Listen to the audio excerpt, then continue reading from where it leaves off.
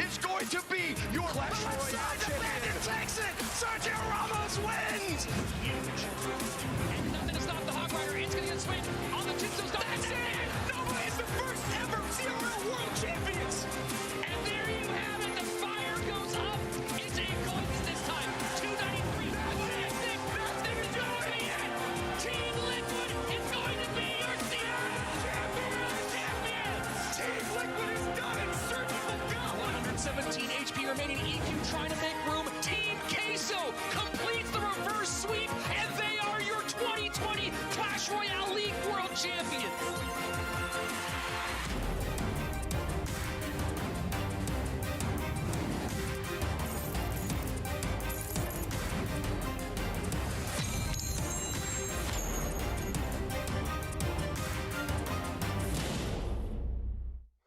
Springtime usually means new things and new faces, and yes, we have a couple, but we also have some of the best players who've been killing it so far in the 2021 Clash Royale League, back once again looking for that top prize, that top dollar, and those top points. Hello and welcome. I'm Rich Lane, and joining me as always, my good friend Andrew Guy, to talk you through the action of our May Championship. And Andrew, this is absolutely stacked. We have some of literally the top 3 players of all time in the history of the game, it feels like, and of course a couple new faces.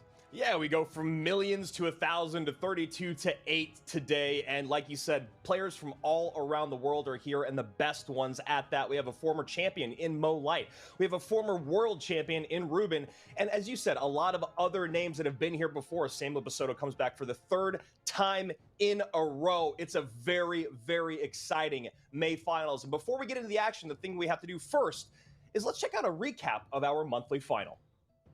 The Clash Royale League is underway, and we have had great games over the past couple of months. We've had upsets, unknowns, and familiar faces compete. In February, Mohamed Light battled it out against tough opponents such as Mini Minter and Yuya in order to be the winner of the first CRL monthly finals. Rich, we have a champion.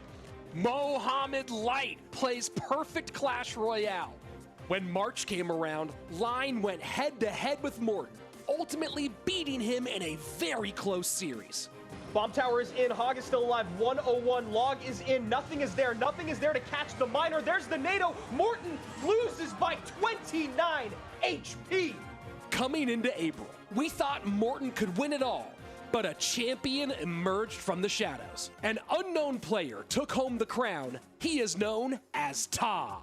The tables turned here, and Sandbox in a lot of trouble. This is a lot of trouble. That Mother Witch staying alive, out of the poison. This is an ocean of elixir coming across. This is going to do it. Ta has just won $20,000, and we didn't know who he was 2 days ago. The ever-changing leaderboard still holds the key to the World Finals. We will see how players strategize and read their opponents as they lay it all on the line, fighting their way into the spots that could ultimately result in them going down as the greatest in CRL history.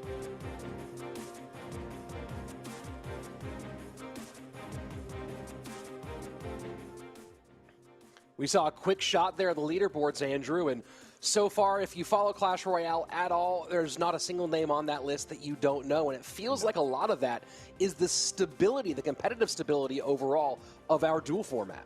Yes, I love the new duel format, and if you guys don't know what it is, come on, you got to get with the picture.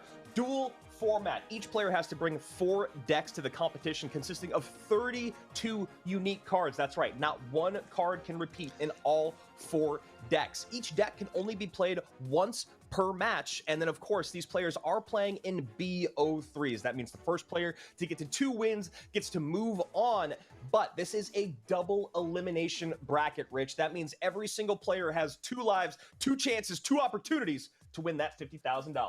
Yeah, we're going to take a look at some of that bracket here in just one moment. And, you know, you look at those first couple of matches and you have our first monthly champion, Mohamed Light, up against one of the top few players out of Turkey in Eunice. Should be a good matchup.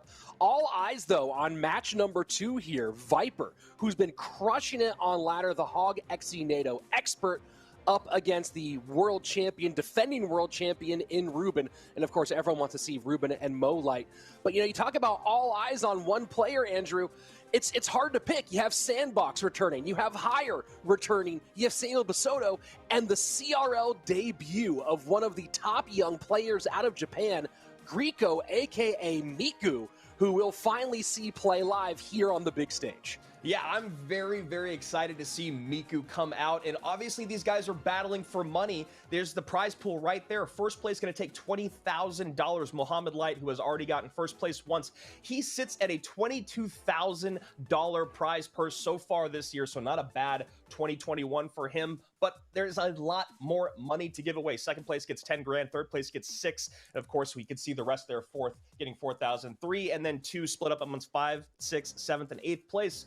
Rich, the points, though, is a big part of it for our leaderboard because that's what gets you to World Finals. And we are approaching the midway point. At the end of this month, we will be halfway to our World Finals. These points get more and more important step by step, and that 100 points for the first stop might be, in some cases, for at least a few of these players, more valuable than the $20,000, especially when you talk about those top-tier pros, or when you talk about those guys on the bubble who might not win the big prize now, but want to have a shot at that World Championship. And remember the way it works, guys. The top 24 players that are at the top of that leaderboard will be brought on through, and then the final month of competition here in our monthly finals, those 8 players will basically be in a wild card situation to get the final spots at our World Finals. But that's a few months down the road. Right now, we have very exciting matches coming your way today, of course. But first, let's take a look at our global leaderboard and see where these players have ended up over this season. Oh, we're going to actually go ahead we're going to skip past it. Yeah, we'll check the global leaderboard out later, don't you guys? Where we'll have the numbers for you. But we are going today be voting on some of these matchups. And our second matchup of the day, you'll be getting in the action there in the chat, wherever you're watching, voting. Will it be Ruben, the defending world champion, or the Hog XC NATO ladder champion, taking the crown here, Viper, in our second match of the day? So you'll go ahead and vote in the chat. Hashtag Ruben, hashtag Viper. That's 2 I's, by the way, in case you were curious about the spelling there. Go ahead and vote for one of those two, and we'll see who you think will come out on top in that featured match today.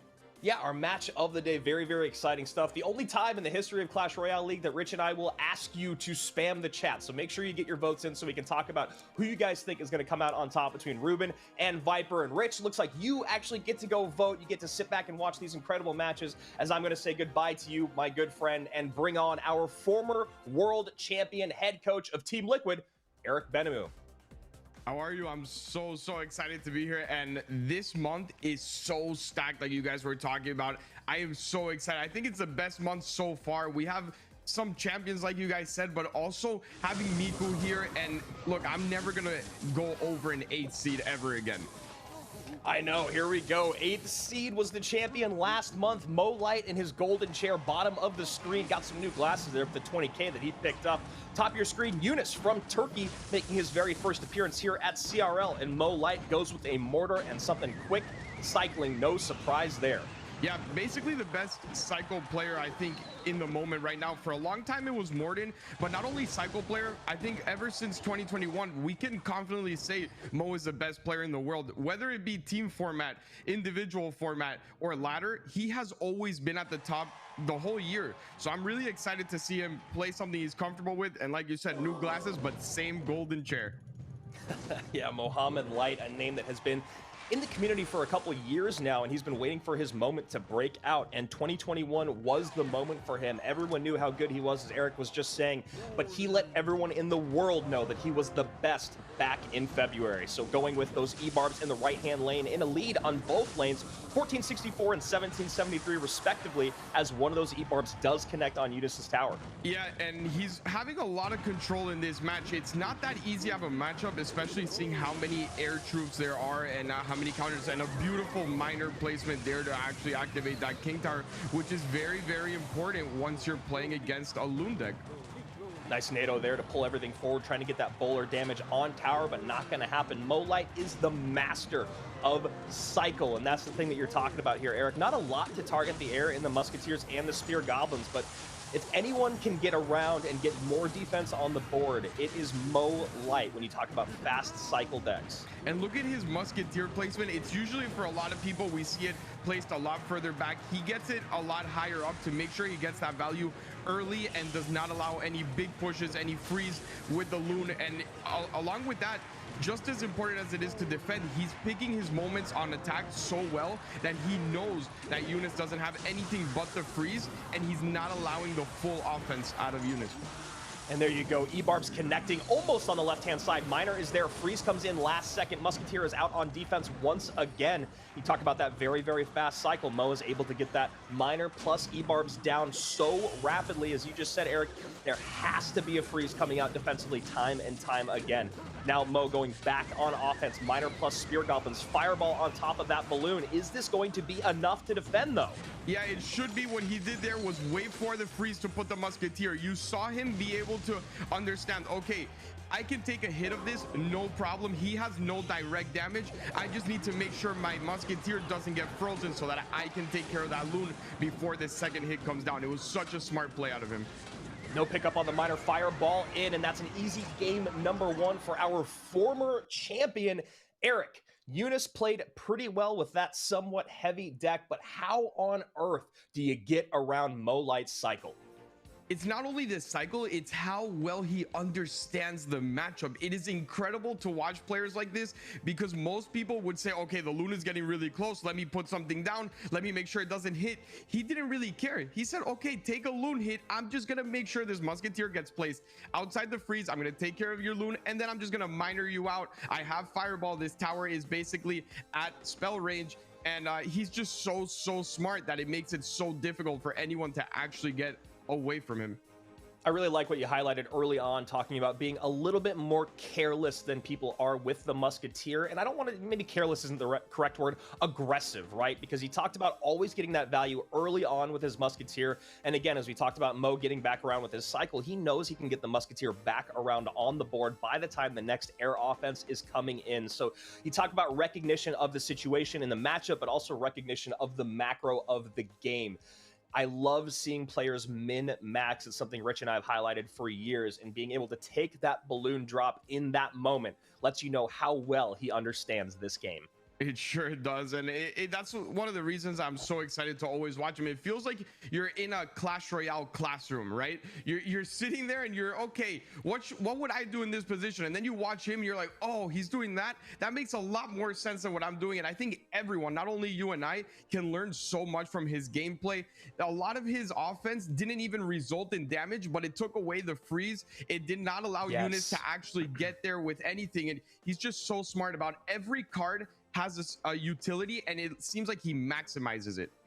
Yeah, I mean, really making sure that freeze was never available to double down on that offense. Had that freeze come in one more time, that balloon drop would have taken tower late in the game. It would have made those defenses so much more difficult for Mo Light. So going into game number 2 here, what can Eunice do to adjust? Does he maybe go to the skies? Is that a good way to match up against what Mo Light usually likes to play? Or is there really no way out of this set against our former champion? Well, you have to be happy Miner's out of the way, first off. So I guess you gotta kind of put in your head, okay, I just lost to Mo with Miner. Everyone loses to Mo with Miner. What will I do now? Let me try and get something more of that air. I do like a lava is very good against Mo's decks usually, even though somehow it seems like he always manages to win the matchup. So those graphics on the left-hand side of your screen, just making sure you're staying fresh. That is not Mohammed Light on the bottom left, even if you want it to be. That is going to be Richard, actually. So Mo Light here with a P.E.K.K.A in the back. Royal Ghost does connect on that top right-hand tower. So Mo Light changing things up a bit, and P.E.K.K.A does feel like a card that needs to be in the meta. You and I have been casting together all week long, and with so many great responses to the E-Giant, the E-Barbs, and the Mega Knight, the P.E.K.K.A does feel like she needs to be in the meta at the moment. I love seeing Mo Light with this type of deck. I don't think anyone expects him to play it, and it's so important in this type of format to have that element of surprise. You already played something that people expect out of you, and maybe once you do that, your opponent says, okay, he's just gonna play comfort this whole set, and then he shows up with a P.E.K.K.A Ram Rider deck. And like you said, P.E.K.K.A is amazing in this meta. It deals with the Elite Barbarians, it deals with the E-Giants, and on top of that, you add a Ram Rider that will be very, very good against that E-Giant as well. If you want to use it defensively, if you want to just slow down RGs, I love this deck pick. It's Eunice is the 8th best player in the world this month, Eric, and Mo Light looks like he is playing in another stratosphere. I mean, it's no surprise, and it's no disrespect to any player he's ever played. It just seems like he's always one step ahead, and we've seen this out of some players throughout the years. Last year, it was Ruben and Mugi. Every time they got into that arena, it was almost a guaranteed win for them just because the way they played, the way they understood the game. Previous years, it might have been Surgical, Morden, and this year, it's just Mo. I don't know what it is about him this time around, but everything makes sense. Everything is just clicking.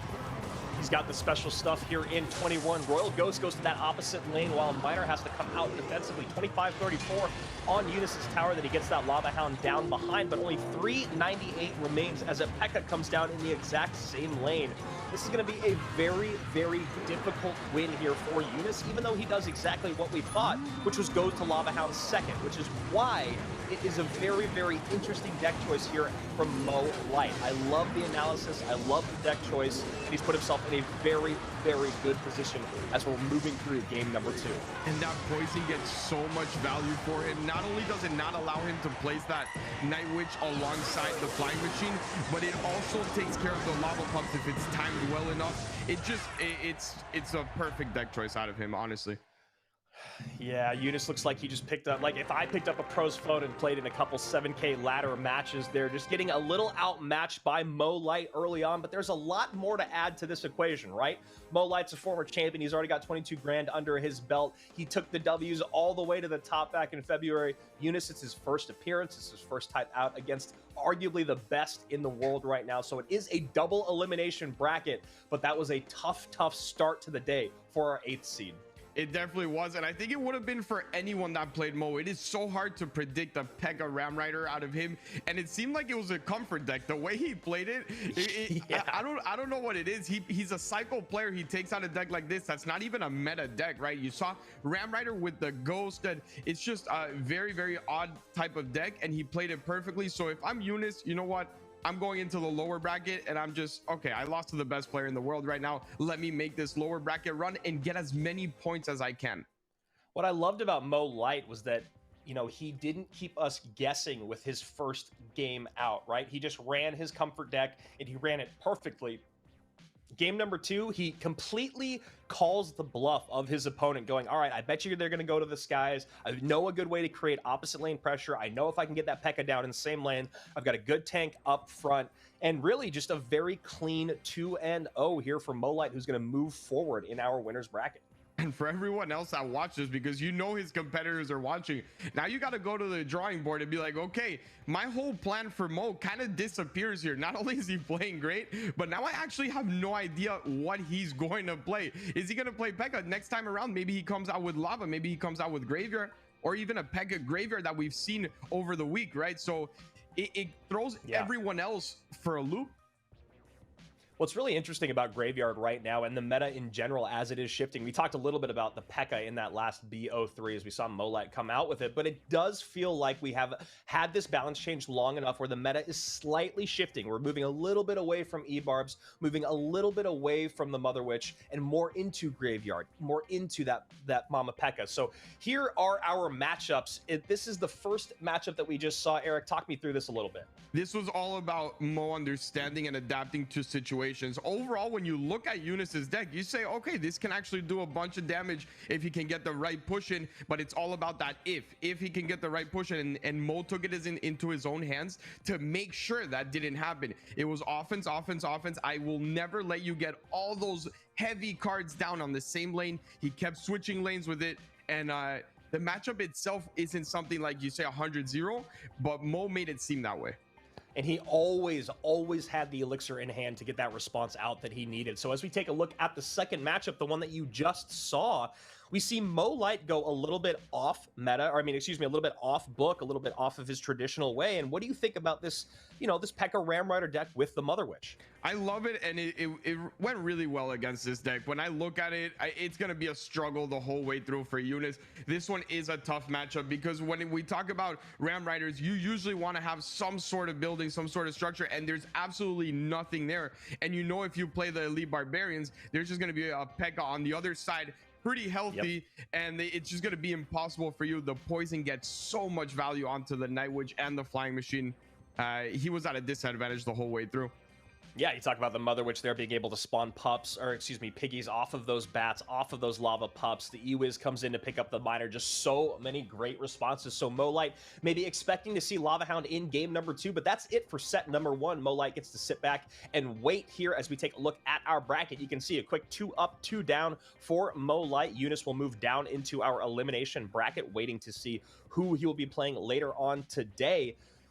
Viper and Ruben, our match of the day. The Hog Exinato Master against our former world champion. Remember, guys, this is our match of the day, so let us know in the chat. Hashtag Viper with 2 eyes or hashtag Ruben. Who you think is going to take this specific set? Eric, what do we have to look forward here? I know you're very, very excited about this matchup. Yeah, this is someone that's on a very, very hot streak right now. Viper on ladder has been like top 3 for like 3 months, including winning one. He's someone that we haven't seen that much on the competitive end. And then for the other side, Ruben is someone that we've seen in every competition for 3 years now be at the top of it. Had a little bit of a cold streak, right? He was off a little bit for a month and a half. But if I learned something in my career, it's never bet against Ruben. No, never, ever bet against Ruben. We'll see how many of you guys in the chat did actually bet against Ruben. We were talking before the matches today in the green room, if you will, me, you, Rich, and Josh, a little bit about Viper. And I think the biggest thing about him is we know that Ruben can basically play every archetype in the game perfectly. I mean, there's a reason why he just was the best in the world last year.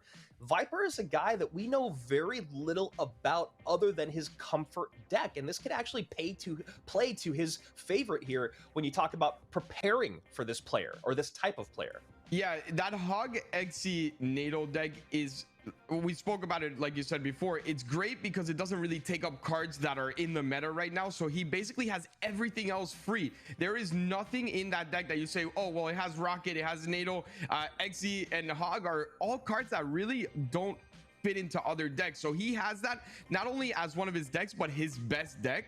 And he also has to be very careful because we know Ruben knows that. And how will he get countered? It's going to be a whole mind game for Viper. He has a lot at his disposal. I want to see what he feels comfortable with, if he brings surprises. And most of all, will he use that comfort deck and when? So about 20 more seconds before we get into the match, guys. Remember, this is our match of the day. Let us know in the chat, hashtag Viper or hashtag Ruben, who you think is going to win. And I'm just going to keep putting the pressure on you, Eric, put you in the hot seat since you are the former world champion coach. Viper has to play this deck. When do you have him busted out? I go first. I go straight up first, just like Mo did. It could seem predictable, but it's a 50-50 because every time you don't use it, it becomes more apparent that you will use it. So if you don't use it first game, then Ruben can say, okay, I have 2 decks that go well against it. Let me just run it back to back. You know, one of them will be that most likely. So give yourself that first. And if you do lose the first match, it's okay. You can still come back. But going down, losing the first one, and then being a little more predictable is hard. All right, speaking of being predictable, let's take a look at these predictions between Viper and Ruben. I personally think that Ruben will probably take the edge here, but look at that. It looks like it will be. I mean, we got some repeating numbers, of course, because this is some very, very serious math. But it looked like Viper had it pretty handedly by about 66%. I mean, I'll put in, I couldn't spam because we're sitting here talking, but if I was spamming, I'm spamming Ruben. I've lost too many times to someone like that to actually go against him. I will not even lose a prediction anymore. You know what? I'm going Ruben, and I love the support that Viper is getting and the fans really getting involved in 2021 because it shows how much they've been following this player. So you said just a minute ago that Ruben's kind of been cold this season. We saw him in the very opening monthly final, and we haven't really seen him since. It looks like we do have the predictions again, so let's take a look at those one more time. Eric, you said you're going with Ruben. I'm going to actually go with Viper. So if we can get those on the screen here, we can take a look and see what the audience thought. And while they're doing that, I guess with you, Eric, I'll say, what do you think it has been with Ruben this season? Why is it that he has been struggling? I have no idea if it was the balance changes that just caught him off guard a bit. Maybe it was very, very drastic balance changes, and it's not cards that we were used to seeing. A lot of the balance changes back then brought old meta cards into the meta. This time it was cards that no one really ever used, right? The Elite Barbarians haven't been meta in what, 3 years? Mother Witch being brand new to the meta, so it might have just been adapting, because when he's on, he's on. He did not really break a sweat in that top 32 qualifier. When the first month, he also went very, very easily for him. So I think it was just a little bit of an adaptation period, and that's it. And there you go. He goes hog early on, and we see a Tornado King Tower activation here out of Ruben at the top of the screen, representing Team K. So our former world champion, bottom of the screen, Viper for LA Esports. And it seems like Ruben knew what he was going up against and expected a hog, because whenever you have NATO and an Ice Wizard, it is so hard for a hog to actually get through, that I really like what he's doing. And that Prince DPS is also very, very strong. Yeah, Prince becoming more and more popular in the meta for the exact same reason we were talking about the P.E.K.K.A. It does so much great damage against those E-Barbs and also against something like that Electro Giant. So bottom of your screen, you see Viper here coming out with Hog and Firecracker, Earthquake in there as well, and Ruben just ready for it with that NATO. And it's another thing we have to point out. Now we know we're not going to see Viper's deck. That is it. He already used the Hog here, and it's not that Rocket. So Viper deciding to not only play against probably the best player in history, or top 3 in history, but he himself took out his comfort deck, his best deck. And I don't mind it at all. I love to see the confidence out of him to switch it up. Do you think it was a snipe, looking for a snipe when you talk about that Earthquake being in there? Maybe he was looking for his opponent to run a building specifically to take that Hog out of contention as opposed to a NATO? But NATO is so much more popular in the meta right now. It feels like he would have had to expect it. Yeah, NATO's been a very, very prevalent lately. And Ruben is someone that, although he can play everything, he usually has a nice analysis squad, a nice team, you know, looking out for him, making sure he has good matchups. And it seemed like they were going to be ready at least to not get a terrible matchup. So E-Giant finally comes down here as we are in double elixir. We see the Tesla come out for Viper, and Tesla being one of the strongest buildings in the game right now. We'll see if he can create enough pressure in this opposite lane to make it so that we can't just see an ocean of red coming down the left-hand side behind this Electro Giant. And I really love what Ruben did here. First off, I love to go with the Prince option instead of the Dark Prince in E-Giant. Originally, it was a lot of Dark Prince, but I really, really like to use the Prince variation. And what we saw that he did here was add Skellies into this deck for a quicker cycle, maybe knowing that Viper likes to cycle all these Hogs, and it gives him a little bit of an easier defense. Great pull there with the Skellies on that Baby Dragon. Back on offense is Viper. Hog Rider coming through. NATO should not be in cycle yet. He's going to get a big swing there. 2 swings? Maybe. No, he does not get the second Ice Whizzes there to slow it down just enough. But we should get a little bit more damage in here from the Firecracker, and doing a great job of keeping it on the board. And that cycle is becoming very, very difficult to keep up with. He's playing so well. Look at the value out of this Firecracker, and that might actually get a hit onto tower, and it does. And that is the same Firecracker that's been on there for I don't know how long. He protected it with an Ice Spear, with Skellies, with the Valk, just playing phenomenally. Firecracker, another card that you and I have talked about a good amount this last week when you talk about the spells that are the most popular in the game with Fireball and Lightning, and how Firecrackers can get so much value because there usually are not a great way to take them off the board, or you want to hold that Fireball for something else. But now we see Viper getting in a little bit of trouble on that bottom left-hand side of your screen. And that's all it takes, right? One good E-Giant push. We know that when it does connect onto tower, it is so devastating. And look at this nice push out of him. If that Firecracker can stay alive and actually get a full hit, which it does not with the Bomber coming in clutch, that could have been game. Valkyrie right on top of that Electro Giant. Tesla does do enough work. Baby Dragon up high. Hog Rider comes in. There's the Earthquake and the NATO both coming down at the exact same time. Tower taking down to 384, 239. That is in lightning range. Who will win the cycle race? Well, yeah, I think right now, obviously the advantage is to that quicker cycle, but this match has been absolutely insane. 32 HP. Yeah, that's crazy. And a very, very great opening game there in this second set. You see Ruben just barely taking it by about 30 HP, and Viper plays through a very, very tough matchup there, Eric. He played through a tough matchup, and he actually played so well. To be your first monthly finals, to play a deck that's not your deck, and to play it that well, I think it really shows us how good Viper truly is. Ruben is not just any player. He's not an 8 seed that's a rookie. He is a world champion, and he suffered a lot.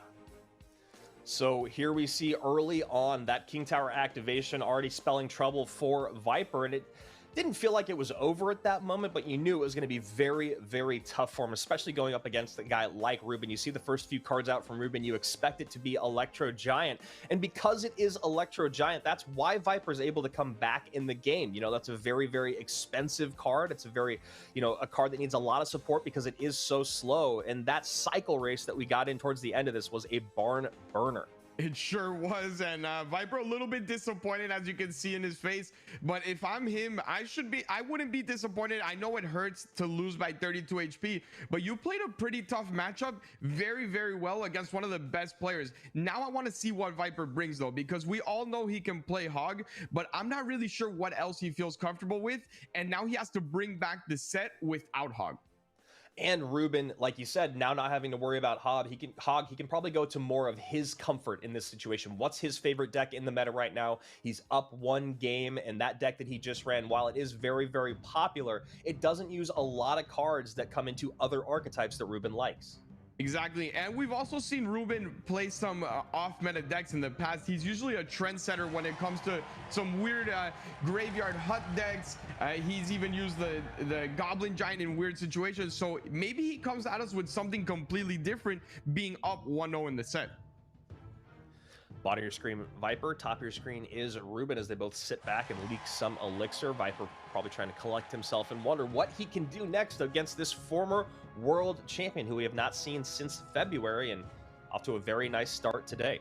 Yeah, and something about Ruben that I've really noticed playing against him for so many years, watching him for so many years, is he is completely okay to just let the other player play. He does not care to, you know, start the game, be aggressive. He will sit back as long as he has to sit back. If Viper wants to be here for 4 minutes, Ruben will be here for 4 minutes and wait and pick and choose his moments. He is never the aggressor.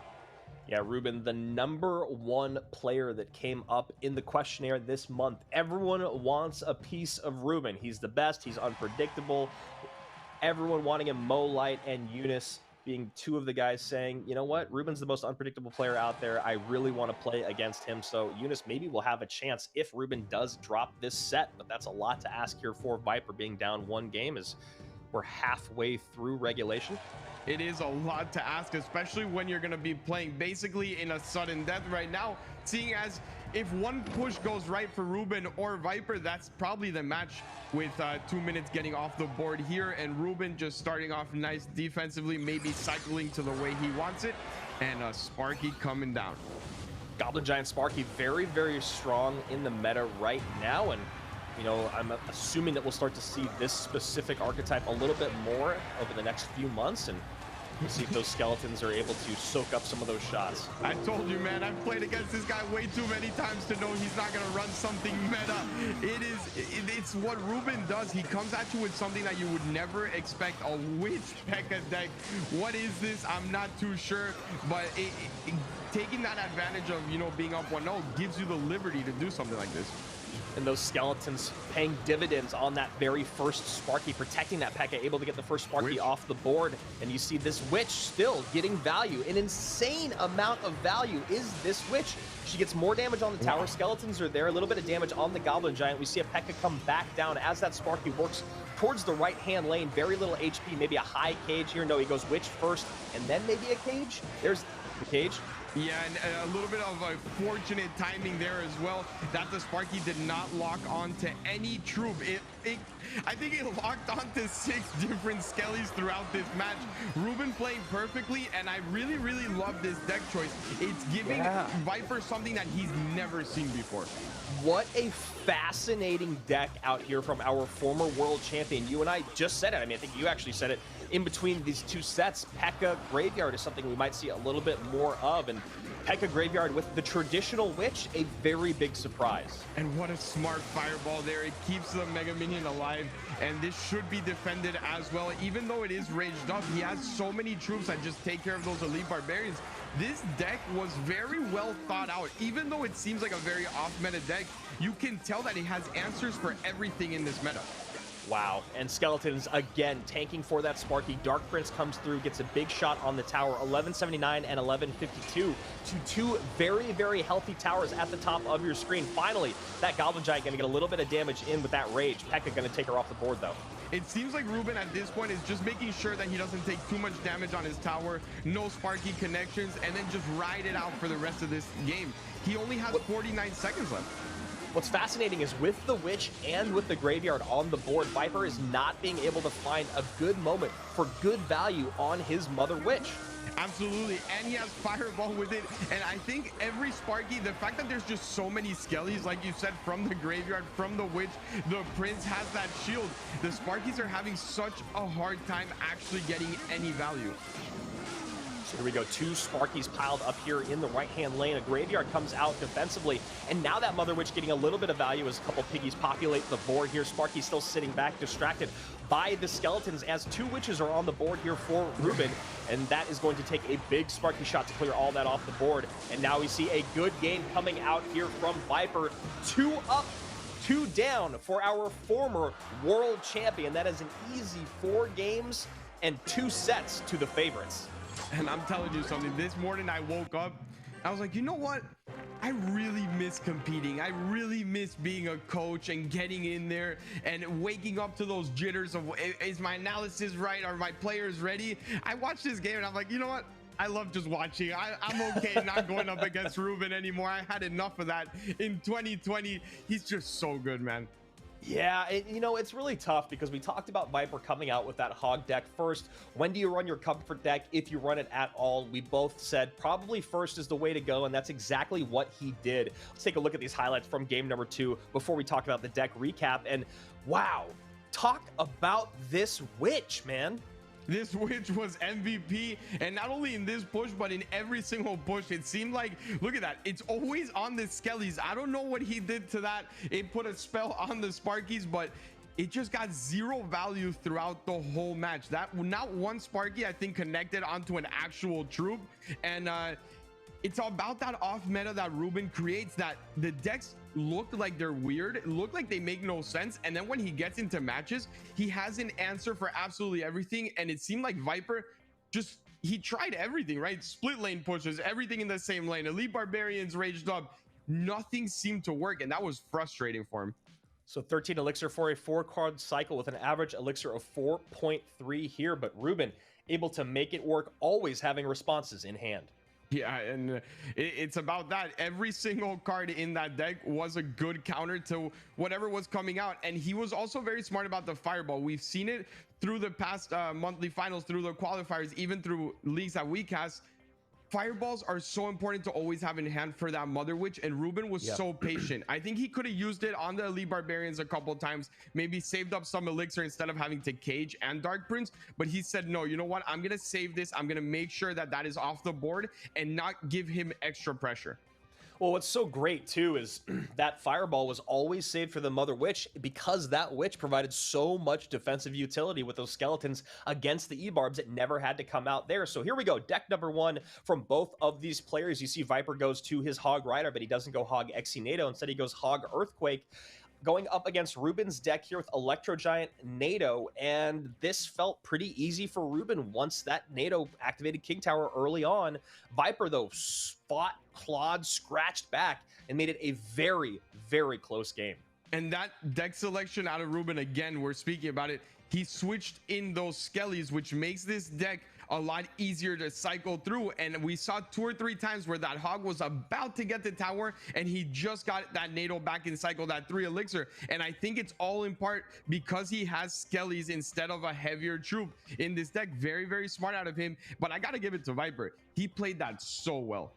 The other great thing about those skeletons is they were starting to bait out the log from Viper, which made it even harder to stop that Electro Giant on defense. And, you know, a very, very close game number 1. As we hop into game number 2, the game that we just saw, it felt like Ruben knew exactly what Viper was going to come out with. You have the P.E.K.K.A there for the Goblin Giant, you got the Snowball for the minions, the Fireball for the Mother Witch, and that Witch to help out with the E-Barbs. I mean, this was just all trouble for Viper.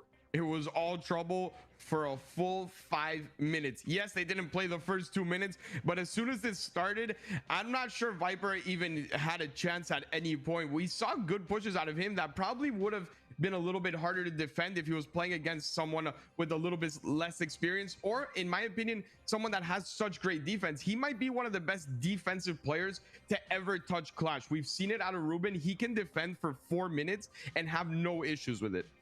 Yeah, Ruben just looking in top form once again, and he will be moving on in our winners bracket. So we will, as we're saying right now, going to take a look at our bracket, and we'll get this incredible matchup later on today between Mo, Light, and Ruben. I believe Rich and Josh will be casting that match as you and I grow ever more jealous by the second. That is going to be an incredible best of 3 later on today. Mo, Light, and Ruben. But now let's get into our second foursome of the day. Basoto, Guriko, Sandbox, and Higher. Eric, we've got one more match together, and it's Basoto and Guriko here. And Basoto, 3 months in a row, and he has not been able to get in that 3-4 spot. Well, there's no wedding this time around. We know that. So full focus should be on this. But he's going up against someone that could very be the next, you know, big thing coming out of CRL East. And Miku is no joke, man. I'm telling you, this kid is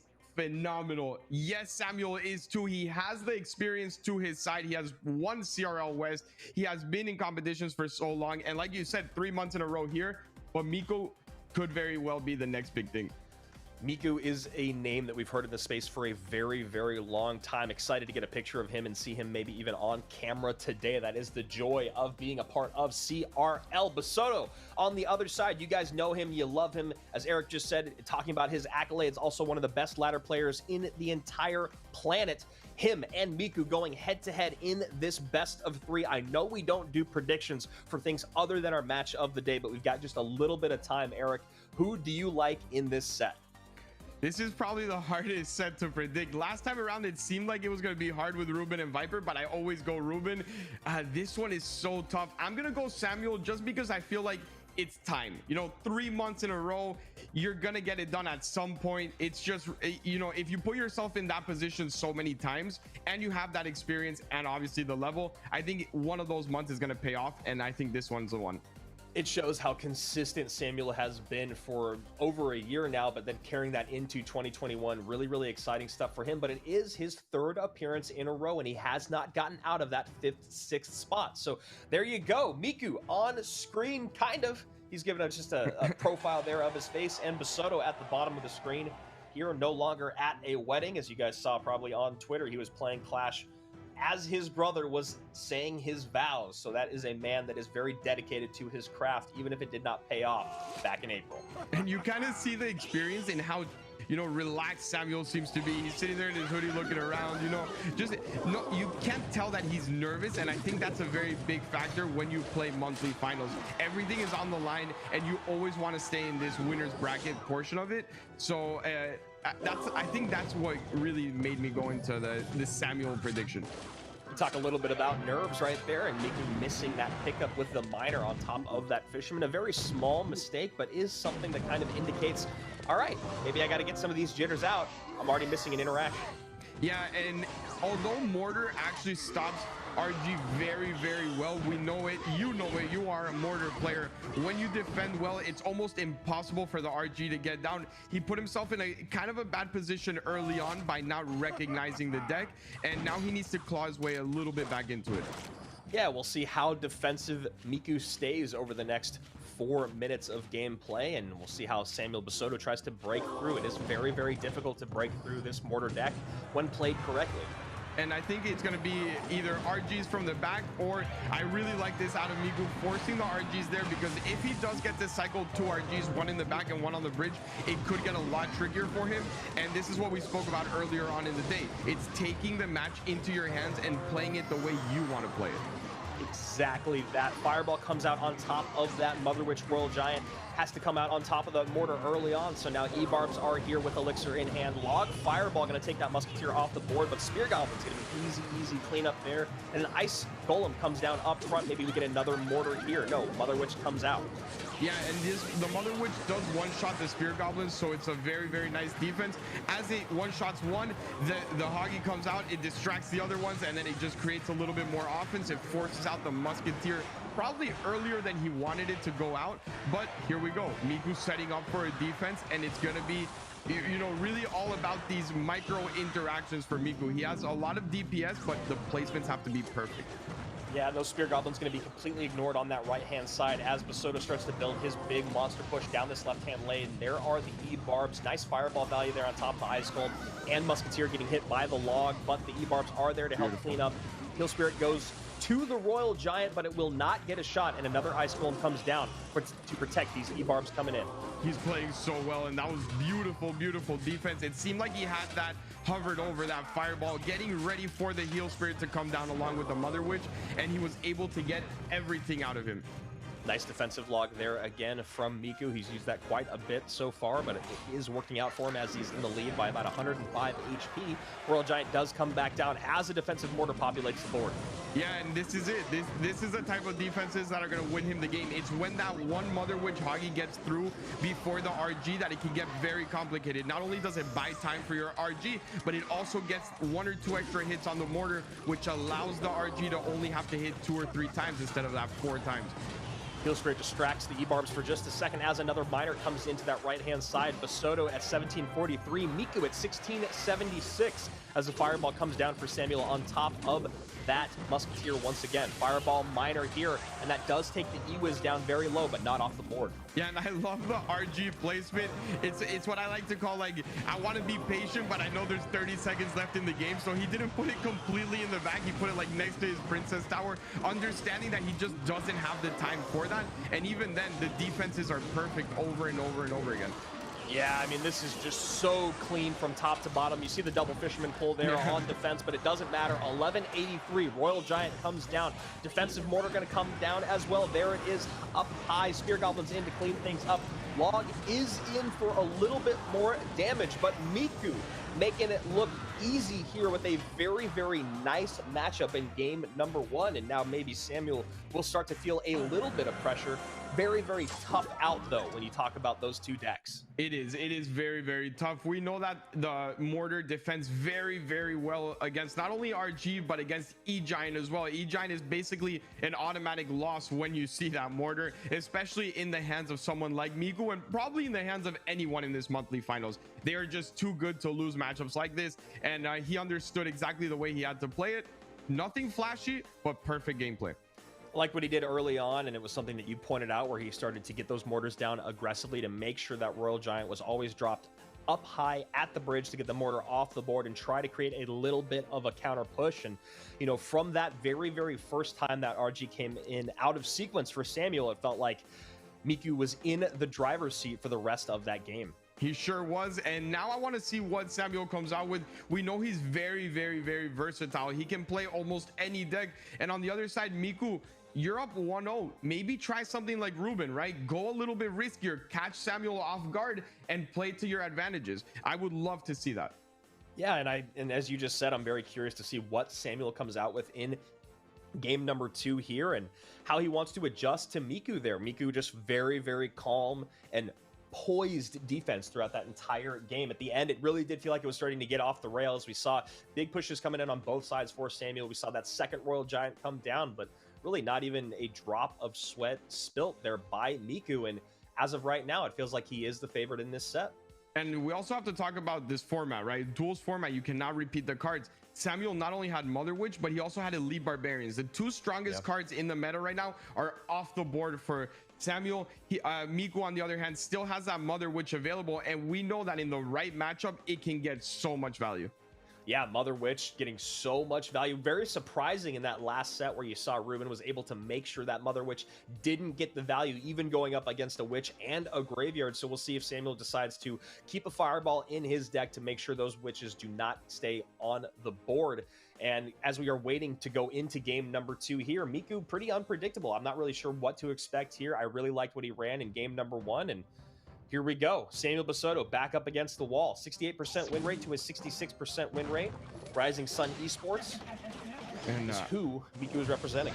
Yeah, and I love watching Samuel play Hog, but I'm also a little bit scared for him in a matchup where Miku might expect a Hog coming out of him. I would have loved to see an E-Giant deck knowing that Mortar is off the board. You know that the hardest counter is no longer available. Why not go with an E-Giant? Or maybe he's just saving it for later. And these recruits in the back might be a little bit of trouble for Samuel. Yeah, we'll see how Sam wants to defend here. He sets up a Tesla, so probably just going to spend his elixir on defense, and at the very end of it, send a Hog Rider in with a little bit of a counter push. And we know what these flying machines can do, and it's not looking great for Samuel in the fact that he has nothing for it. There is no big spell, there is no fireball, there's no poison, and if Miku can defend these flying machines and get maximum value out of them, it is going to be a pain for Samuel to deal with them. In this meta, it really does feel like the flying machine has just become a win condition in and of itself, just sneaking by on the sides, always getting a little bit of damage in. And in matchups like this specifically, just going to be impossible for Samuel to get to. I mean, really, what is he going to do late game? He's going to have to either look for a Tesla right underneath a flying machine or archers, and of course that royal delivery. But you know that Miku is going to look to double down and protect that flying machine, as you just said. It seems to me at this point that Miku, all he has to do is really survive, right? We've seen this deck so many times, and as long as you can get to that triple elixir or deep down in double elixir and build the one right push that's going to be all your recruits, possibly 2 flying machines, right? If you can protect the first one long enough, there's no way it gets stopped. So maybe we see Archer split in the back. There we are, Archer split in the back. Maybe a high Skeletons and then Valkyrie Skeletons. Yeah, and really this is the type of push that is very, very tough for him to actually get anything. You know, look how much he had to spend on defense just for that flying machine. He basically put that Tesla that far up just to get rid of it, because he knows if it's still on the board, it's going to be very, very tough for him. So Miku here, or Guriko top of your screen, setting up for what looks like another push as this Mother Witch is coming across the bridge. Going to take that Tesla out. He goes Royal Recruits in the back. Royal Recruits in the back should be the play every single time out of him. I would not like to see him play that too far up, because he does need to build the correct push. If he rushes it, it's not going to be enough, and he's going to be easily defended by the Valk and the delivery, and a delivery should be there on the flying machine that took just a little bit of damage early on. Yeah, really, really nice use of that delivery to take the flying machine off the board, and a card that we thought was going to be a nuisance for Samuel Basoto. He's doing a very, very good job keeping at bay. Mother Witch populates this map with another skeleton, and now we get more skellies up on the board with Royal Recruits trying to protect that Mother Witch, but not quite there in time. And he might have got a little bit ahead of himself, but I still think it's crazy to see how much pressure he's able to pile on, even though the recruits actually went on the bridge and that flying machine does get taken off the board. I don't mind this poison just to get some extra value in. Yeah, nice poison there. Extra value on the tower. Takes the skeletons off the board as well, which means that this Hog stays alive. He gets just a little bit more damage in. So Miku back in the lead in the game and in the set. 8-18. That Earthquake will change things up. 7-24 takes that down to 6-44. Miku does not like that. Yeah, and he needs to be very, very careful about going in so far in the back with these pushes, because if we know something about Hog Earthquake decks, it starts off with Hog being the win condition, and it ends up with Earthquake being the win condition. So be very careful about the cycles here. Tesla out here defensively. Skeletons up high to protect the Tesla just a little bit from that flying machine. Flying machine now in range. Now you get that royal delivery right on top. Flying machine off the board because of that snowball. Mother Witch aggressive at the bridge, as is a second flying machine. And he needs to be careful. That retargeted, that is so unfortunate for him. It retargeted off of the archers and it went into the Tesla just because the archer got pushed a little bit further back, and that should be game over. Yeah. Samuel gonna do it, able to sneak sneak on through and plays through a, you know, not the hardest matchup in the world, but not a very favorable one. Earthquake's doing good work there. Goblin Cage comes down a second late, and that Hog Rider breaks on through to give us a very even set here, 1-1.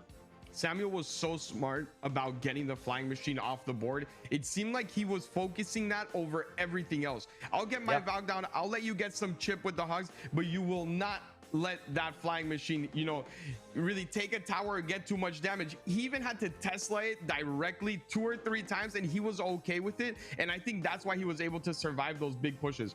Yeah, really brilliant decision making there from Samuel when you talk about picking and choosing where he needs to defend and what he needs to defend. And that Tesla right underneath the flying machine, as it happened a couple times. I mean, even I think this is the moment where it goes right underneath. Yeah, there's the Tesla right underneath. We saw that. And then here it is again underneath after a Royal Hogs push comes in. And that allows the Hog to get through to tower, but it doesn't allow the flying machine to stay on the board. So Samuel recognizing what his kryptonite would be in this matchup, recognizing that flying machine would be his detriment if he kept them on the board, and he was able to control that very, very well.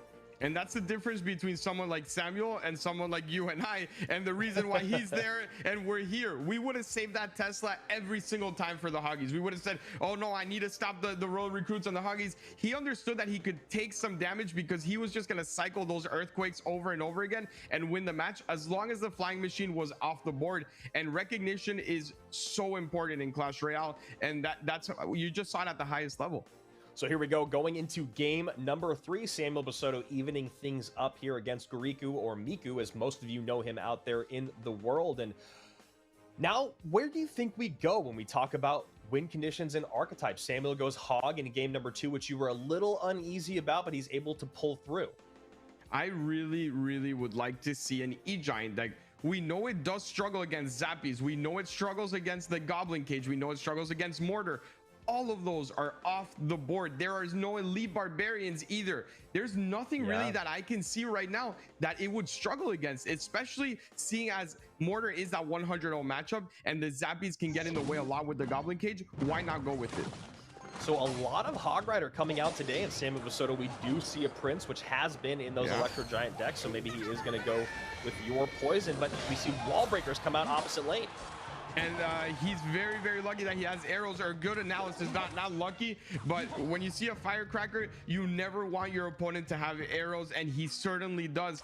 And another thing we have to see out of Garico is the fact that that royal delivery is basically going to have to be hovered the whole game, because if not, it's going to be way too late.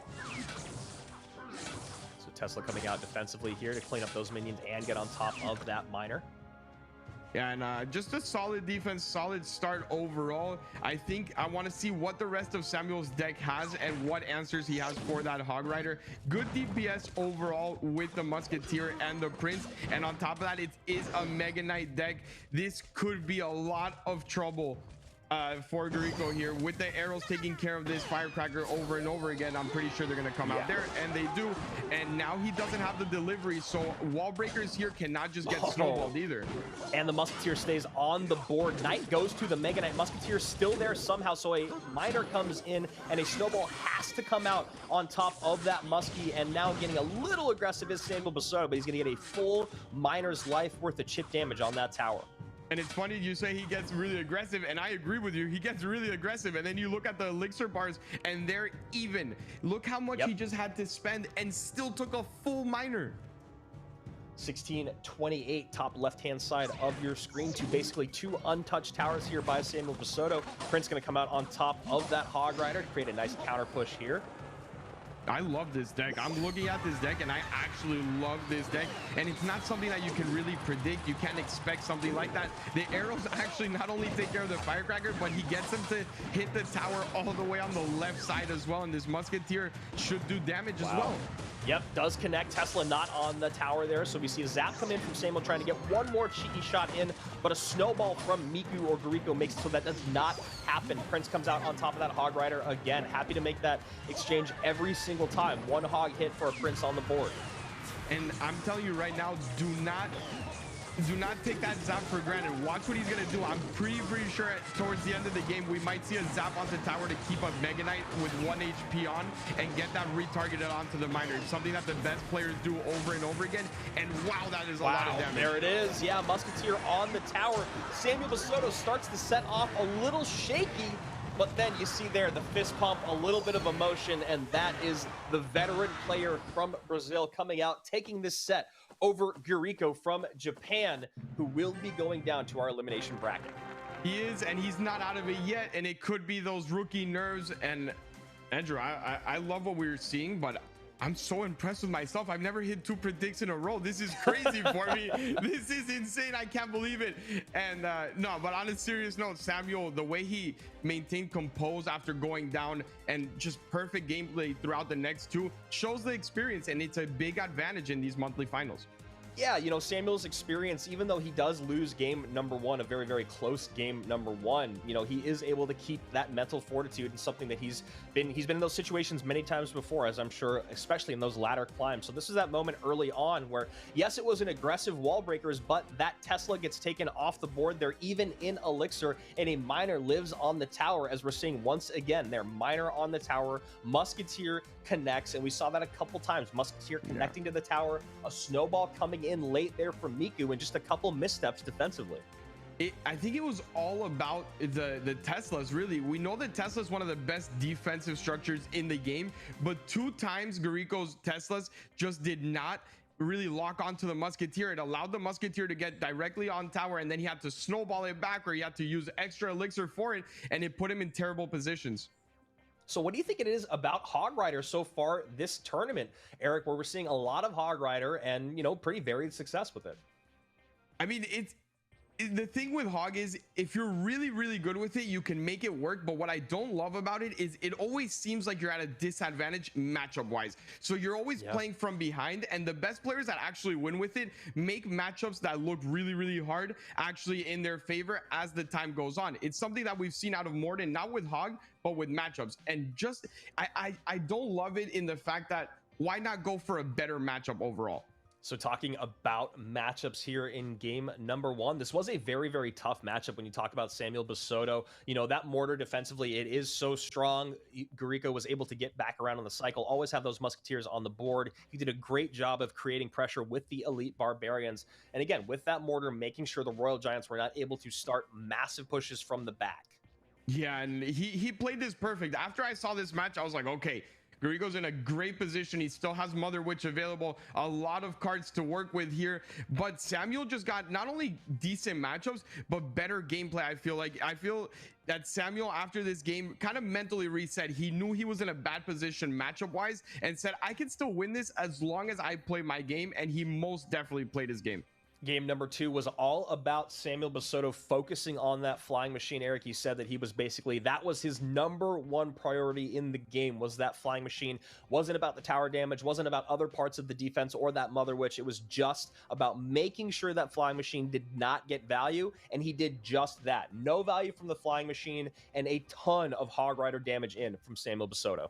I got really scared for him when I saw the matchup early on, just because when you look at that deck, there is nothing for the flying machine other than the Teslas and the deliveries with the snowball. So he had to be very careful, and to hold on for that long with that deck is very impressive. We go to deck number 3 here, and it was a very good matchup for Samuel Basoto. You talk about those arrows coming out for that Firecracker, making it so the Firecracker could not reset, so that Royal Delivery regularly had to come down out of sequence. Musketeers were a lot of trouble for Guriko to handle, and just not able to get enough of that Tesla work in defensively because of those big beefy troops. And it's not a lot of times where you say, thank God I had arrows, but this is one of those moments where the arrows were MVP, and we see Samuel moving on in that bracket. So Eunice, Viper, and Guriko are going to be down in our elimination bracket. We will see those in our 5th and 6th matches of the day. But first, we have to go to Sandbox and Higher, both of them coming back into the competition. Sandbox, our 2nd place finisher last month, and we'll see who is going to face off against the Brazilian in Samuel Basoto. But Unfortunately, it will not be you and myself, Eric. You get to sit back, you get to enjoy yourself, and we're going to bring Rich Slayton, my brother from another mother, back here on the broadcast to talk about this very, very exciting matchup between Hire and Sandbox. Rich, how you doing, bro, and how you feeling about this? It's been a great day so far. I mean, and it's been curious because we've seen the veterans carry the day up to this point throughout this event, right? We've seen wins now from Ruben and Mo and what we just saw. And here we go with another veteran, Hire. It's played every single season of CRL against the young player in Sandbox. But this might be, for many people, the one matchup where the young player has the edge over the veteran. It does feel like Sandbox is the favorite coming into this matchup. As you can see, he does have almost 100 more points, 80 more points on that leaderboard than Hire because he has put in so much work in that monthly qualifier. And of course, last month in the finals, he fell to our former champion in Ta. Rich, Hire is a guy that has been around, as you said, for a very, very long time. But his solo play has been up and down up until it feels like this year he's been able to truly focus on being a star head-to-head player. Yeah, I mean, for a long time, Hire and Solo Man, the 2v2 duo that carried WEDGM all the way very deep into our CRL World Finals when you and I cast that in Los Angeles in 2019. And a very, very solid duo. And Hire has been a guy that team leaned on very heavily in the past. But of course, now there is no other guy to talk to pick up when you lay it down. So it's a big, big difference. But we can't count Hire out. He's a veteran. He's talented. He's made it into that round robin, that top 32 stage 3 times out of 4 this season. And we know how hard that round robin is. So while I do think for most players, Sandbox might have the edge here, to count Hire out, I think, is a big oversight. How sweet would it be if that whole entire table was a tablet that Hire was playing on right now? I know, that'd be so awesome. Hire top of your screen, Sandbox at the bottom. One from Korea, one from China. Kind of an old school combination here, going with the P.E.K.K.A Fisherman combo. We profiled this back in 2019 as a fire combo when Fishboy first came out, and right now working out wonderfully for Hire. Sandbox has to commit like crazy on the right-hand side on defense, and Hire just pushes the left-hand side, gets a huge connection, and still has the elixir advantage. Yeah, the massive overspend there from Sandbox early on allows Hire to just go battle ram naked at the bridge opposite lane, and now he's going to take another Royal Ghost shot here on the right side. Very, very clean stuff from Hire so far. Well, you have to at that point, right, Andrew? Because you look at that and you see the P.E.K.K.A and Fisherman together, and we've talked about that synergy in the past, but it just sort of dismantled what Sandbox had on that right-hand side, and the ability to build and get ready. You don't really have it. Instead, what you have is everything getting shredded really quickly, and we're seeing the results so far. And this is truly why I believe versions of Bridge Spam should be very popular in the meta at the moment, because of the most popular cards in the game. In that Mother Witch, you're not giving her a lot of targets. In the Electro Giant, of course, you have that P.E.K.K.A there, and then, of course, to deal with those elite Barbarians, all the while being able to create a massive amount of pressure, as you saw with something cheap like a Battle Ram or Royal Ghost. So here we go, first 2 minutes of gameplay away, and finally Sandbox does put a nice shot on the right-hand side, and just like that, as P.E.K.K.A comes out, you see the right-hand push with the Royal Giant, and Fisherman late there in cycle, and that's going to be a nice bit of damage done for Sandbox on the right-hand side, and we are just about tied up, just 33 HP separating these two. Yeah, Hire going to get a nice counter push back here on both lanes that may actually end up paying off, but it really did feel like he got a little careless with his P.E.K.K.A cycle there, getting it down early and behind that King Tower when he knew he was going up against Royal Giant. Good damage on both sides right now, 695 and 611 for Sandbox. Ewiz does get one huge shot in the right-hand lane. It's going to be a big question, though, of how does Sandbox get past both a Fisherman and a P.E.K.K.A and an Ewiz at this stage, and you can see Hire just loading up that weak side lane. And I like that. I really think this is the correct thing to do for Hire. Just load up the weak side lane. That tower is actually the weaker one for him as well, so much can come down here, and it's very hard to create an offensive counter push. We do get the Ewiz in a very brilliant spot, but there's nothing left in the tank, Rich. Nothing there for Sandbox to do. A bit of frustration on the face of the young player. And like I said, do not count out the veteran. Hire comes out with a great performance in game number 1. beautiful stuff there from Hire, and I gotta say, I don't love the P.E.K.K.A being cycled in that moment. I recognize that he had the Fisherman to pull the Royal Giant, but as you said, it came down just a little bit late. Maybe it was an Elixir thing, maybe it was a cycle situation. But the great thing about that move is if he did have the cycle or the Elixir, it would have been a brilliant way to bait out your opponent's win condition, and then you saw Hire just stay in the driver's seat for the rest of that game. That was the only moment where it felt like Sandbox had a true opportunity, was right here, because other than that, it was all Hire for this first game. Yeah, I mean, this was a pretty big chunk taken out of that right-hand side as the Royal Giant comes in deep. But one thing that was nice for Hire here, and played it very smartly, that fireball was pretty much always ready for the Mother Witch, and the Mother Witch didn't have a phenomenal target anyway. So two situations that worked out very, very nice for the longtime CRL pro as he takes the advantage in game number 1. I really loved how aggressive he was with the P.E.K.K.A Fisherman, too. It was like any single moment where he saw that a P.E.K.K.A Fisherman combo could get some, could get some value, he went for it. You saw it very early on. You saw it at the end of the game, and it's kind of what you were highlighting, Rich, the first time he did it, is it just demands so much defensively. You have to overspend unless you have a perfect defense set up, which it's really hard to do that early in the game. Well, and as Eric's been fond to point out so far today, both E-Barbs and the Mother Witch played by Sandbox here in game number 1. So the two of the cards people lean on a whole bunch, not available as we go forward. And just the Mother Witch played on the other side for Hire. And some interesting looks in both directions as well, although maybe a bit more standard out of Sandbox. Hire, a lot of options now, having played the not as popular P.E.K.K.A Bridge Spam here in game number 1. So here we go, game number 2. First one does go to Hire with what Rich was just talking about, that P.E.K.K.A bridge spam. A little bit of respect coming out here from our two players. And totally different look here. Gotta wonder, though, if Hire is going fast cycle or if Hire is going Lava Hound in this situation. Another card that has been very, very popular in the meta the last few weeks is that Valkyrie. She's a great response and a cheap response to those elite barbarians. You see this Magic Archer Knight quite lined up geometrically. Yeah, that's always frustrating where you get that just a little bit off. You can see those arrows whizzing by the princess as she waves bye-bye. Here we go, first 45 seconds away, and nothing significant. E-Giant here for Sandbox. E-Giant right into a Goblin Hut. You see another shake of the head there from Sandbox. Not happy with his first interaction with the Magic Archer, and now maybe not happy about sending this Electro Giant right into a Magic Archer. That one's lined up. That's a very aggressive Magic Archer, though, Andrew. That's going to be very questionable whether Sandbox, whether Hire can defend against the push the entire way. Curious to see what the rest of this is, and it's a Mega Knight up high. Yeah, Mega Knight should do some pretty decent damage. He's going to need a little bit more DPS, I believe, or that. Nope, Electro Giant is just so dang slow. Gets one zap in. I was speaking with Jax, a very talented young content creator and strong P.E.K.K.A Bridge Spam player, and he was talking a lot about the importance with Magic Archers at the bridge with whatever deck you're playing, and making sure that if you play that, especially in single, that you know you have the ability to defend opposite direction, and here we go.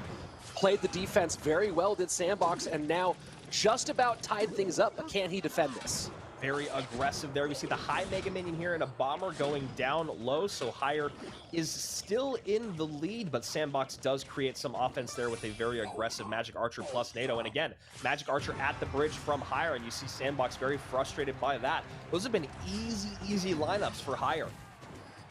And Hire is adding more to it as the E-Giant sets up. Hire's ladder finishes so far this season, 488, 397, 325, and 483, but still in the top 30 for CRL based off of his top 32 performances. Can he make it even better here this weekend? Magic Archer does line up a shot that time around. Valkyrie comes down a second late to get on top of that flying machine. Now this Electro Giant is going to work on through, but will not get any damage this time around with that flying machine DPS. Mega Knight down, might only go to the safe spot here, and a high pickup, and that's a nice Magic Archer out of Hire. Another brilliant Magic Archer, and you see the frustration on Sandbox's face. Rich, he's lined up 3 or 4 of those with basically 0 contest coming out of Sandbox, and you know what? Maybe Sandbox was the favorite going into this set, but Hire made it look easy. The vet, 2 up, 2 down. Yeah, and Hire just kind of a calm celebration there.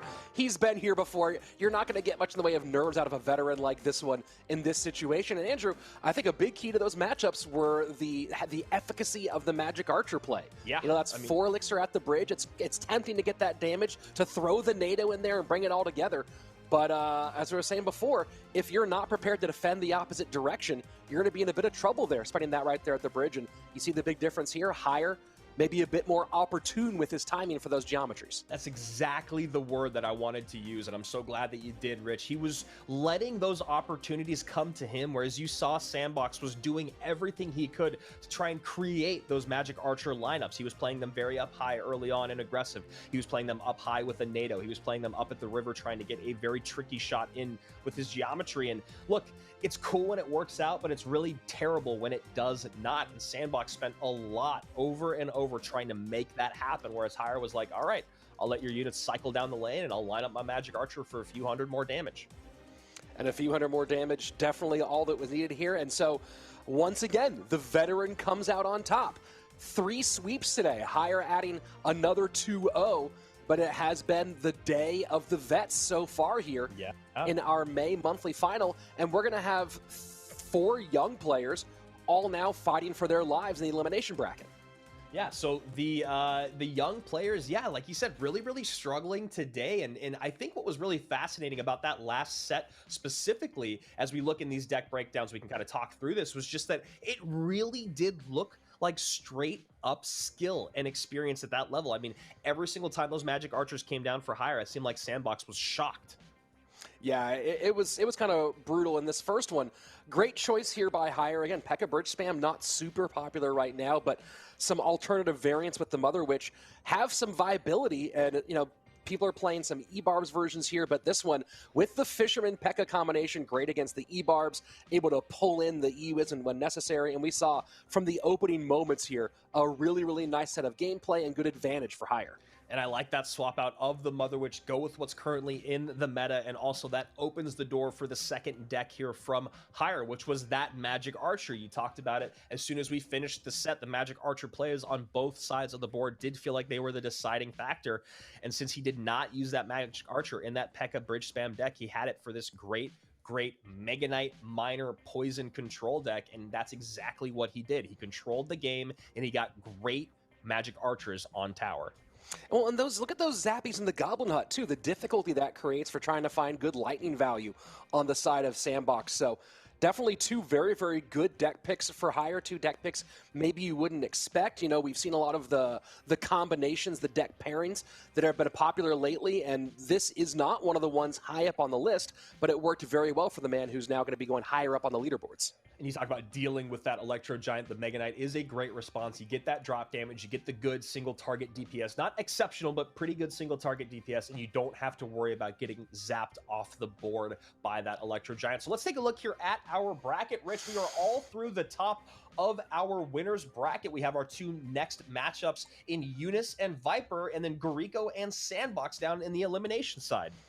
Yeah, these are going to be really interesting, these elimination matches. And Eunice versus Viper, you know, all of Turkey will be watching Eunice very closely here, but Viper probably the favorite in this matchup. Would be a nice one for the former teammates to decide maybe some blood here.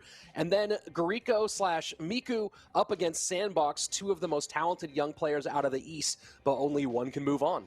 Yeah, Eunice and Viper, it's going to be a really interesting conversation when you talk about this lower elimination bracket in general, because almost all of these games were two-game set sweeps, right? So it almost feels like they didn't even get a chance to get their feet wet. They didn't even get a chance to get like ready to go here at CRL. So I do feel like we're going to be seeing a bit of a different Eunice and Viper in this match number 5, just because they're like, all right, wow, that first set went really quickly. I need to reset and recognize where I am. This is CRL, baby. This is the big leagues.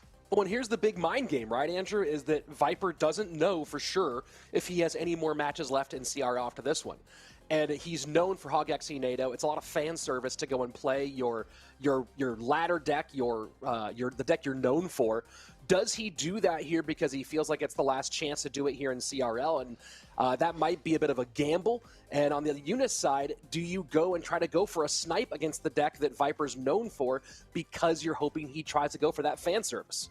I think you honestly run something similar to what Ruben did in their first game, which is just give yourself a great counter. And that can just be in the Tornado, right? There are so many decks right now that the Tornado works very, very effectively in. Start your first game out with that being in hand so you can get that King Tower activation, so you can mitigate that hog. Don't lean directly into a straight counter because, you know, obviously if he doesn't run it, you're going to find yourself in trouble. I think just the NATO in game 1 will be enough because then he can always go buildings in games 2 or 3. Well, here we go, and it's not looking like it's going to be that direction here in game number 1 for Viper. Cage and Ice Wizard out, and he's going to go Electro Giant.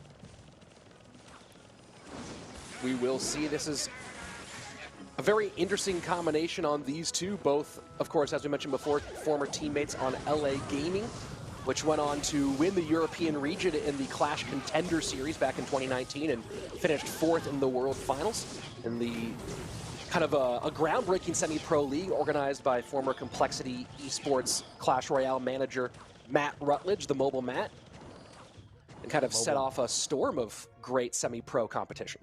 Yeah, the semi-pro scene in Clash Royale right now is just the best that it's ever been, and you see right here, it is Viper with that Electro Giant. Eunice does a great job with that high Tesla to pull the Giant towards the center as his archers are off the left-hand side, so a nice, clean, easy defense here early on, and we'll see just how he's going to get enough DPS on that Giant late game with those archers. Very interesting that Eunice is going for a lot of more fast cycle in his gameplay overall lately. We'll see if that's what he has in store for deck number 2, but right now, able to get around fairly quickly with what has a lot of feelings of, oh, that's a nice NATO there, but not able to break through is Viper. First 2 minutes away, and so far pretty stalemate. Yeah, it does have feelings of what could be Graveyard. You know, when you look at the cards that are there, a lot of them do support Graveyard really well. But, you know, Tesla is a bit of an odd factor, but Tesla is the strongest building in the game, according to most pros at the moment. And there comes the Tesla at the moment. We're going to need something to get on top of that Baby Dragon. Not there in time. Archer's off the board. And that is the first misstep defensively that we've seen from Eunice. And no ability to reset here, at least not without that snowball to knock back. And as we go into double elixir time, getting closer to sudden death, another big swing on the left-hand side for Viper, 20.99 to 22.31. Snowball shortens that gap just a little bit, but a big push building for the Frenchman. And you see Eunice call good game there as he sets up that Tesla. Now we finally see the Graveyard come out opposite lane. Nice block up high here from Viper, and it does feel like Eunice needed to get a little bit more aggressive, maybe a hair earlier than he did. Look at that. Beautiful. Absolutely beautiful. Gets all the way back around. Lot, though, on this left-hand side. Baby Dragon, Dark Prince does get the pickup, 2051 to 2043. So right now, the slight lead here for Eunice. Lightning, will it make enough room for that Dark Prince to connect? A good snowball, but the lead now for Viper. Yeah, I'm wondering how many more times Eunice can actually do what he's been doing, and I'm thinking maybe this time around he needs to go Bar Barrel plus Graveyard. This time he tries to bait out the defense, and Viper does not bite with a very nicely placed Ice Wizard offset to the left to stay on offense. And you see this immediate pressure on the right-hand side, Andrew, but a good cage pickup here from Viper. He needs to get that pressure down with the Graveyard when the Ice Wiz and Bomber are away, and that's what he's doing here. As long as he can survive this push, he's going to come out with a bit of a lead. Yeah, very, very nice offensive hit there from Eunice. Viper having a lot of difficulty cleaning up that Graveyard, and you know, that Bomber is a really, really great use for cleaning up the Graveyard. As you can now see, it is cycled towards the weaker tower. I think he was trying to use it a lot more offensively early on, and look at that dirty, dirty lightning. Very, very well timed there. So that's the snowball completely wasted at that point, because I mean, I guess you get a little bit of chip there and save one shot against that Baby Dragon, but was definitely not the slick move Eunice was going for. Eunice does get some more damage in on this left-hand tower, but the tower is basically even here at this point. Baits out the cage early on, so now we see an Ice Wizard coming out as well. Lightning in again, just straight naked lightning, not on top of those archers. Yeah, maybe trying to predict something on the inside, instead doesn't get it. And now the poison does finally come out.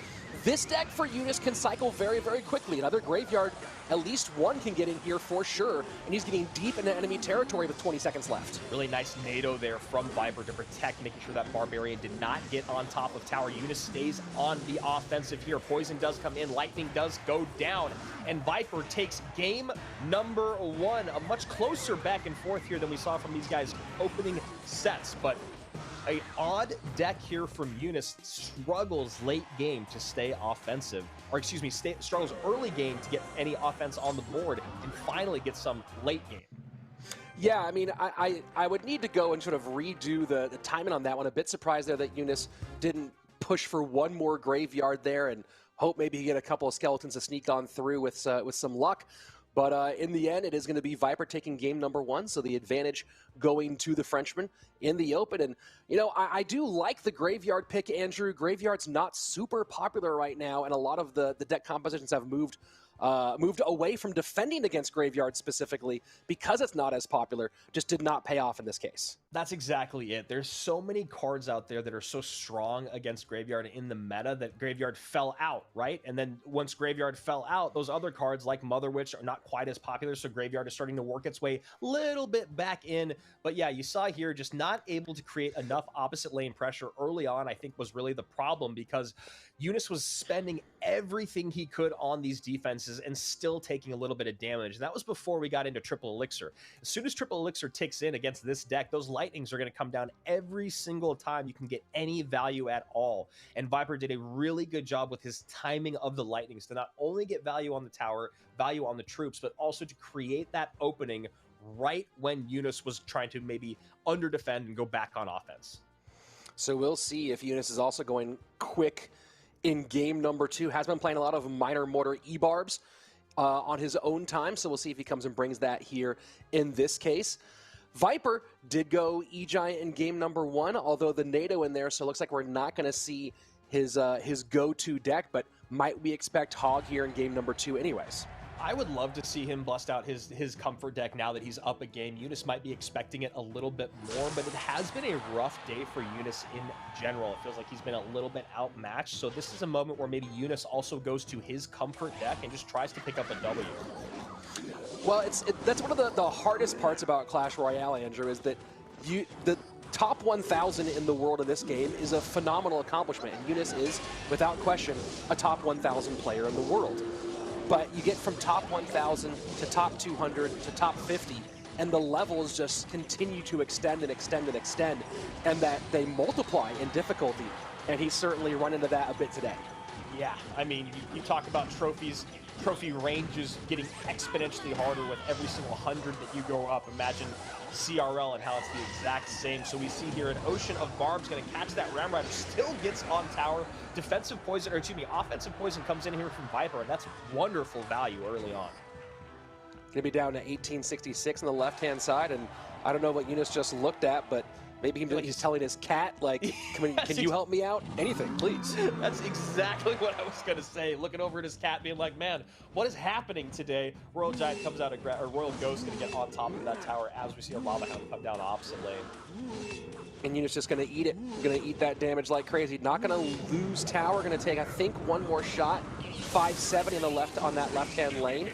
And just committing to this right-hand push. Eunice just lets out a laugh here. Lava Hound going to get eaten alive by the Inferno Dragon. Zaps do come in from that E-Wiz. No damage in, and Eunice just recognizes, man, today is not my day.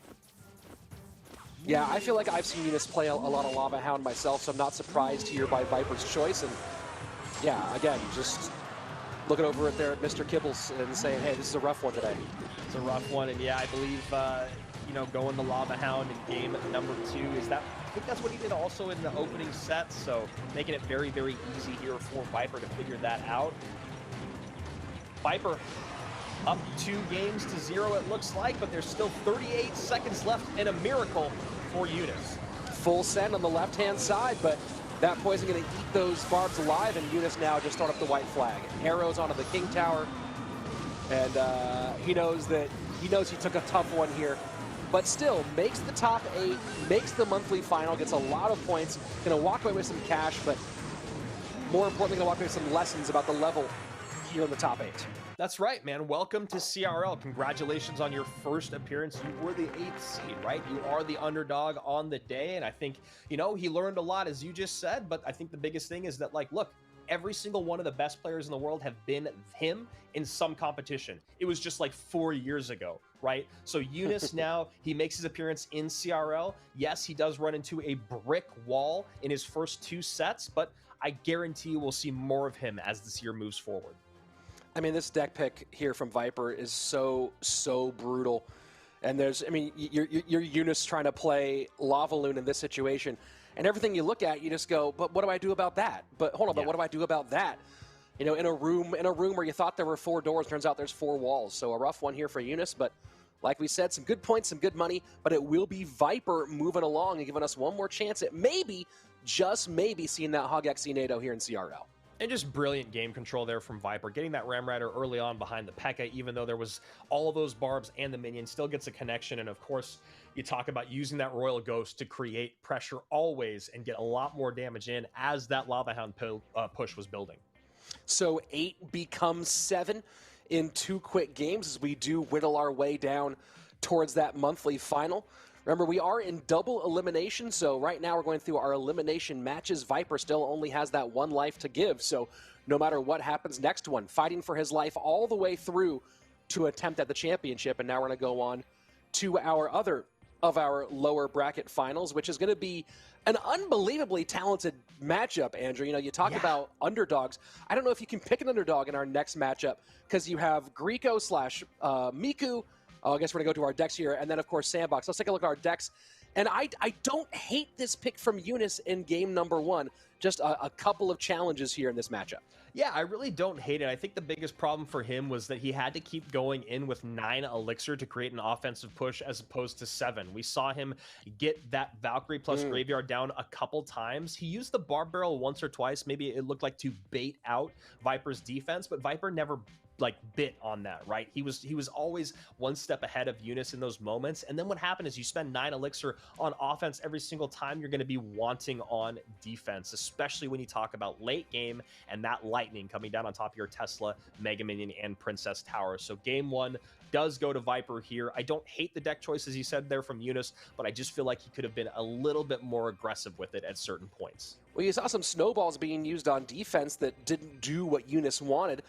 Maybe a Graveyard Snowball for 7 Elixir just to get that little bit of damage, that little bit of room that we've seen this combination do would have paid off well for him. But in the end, it is Viper on top. And then game number 2, Eunice goes Lava Loon and Viper goes Good Night.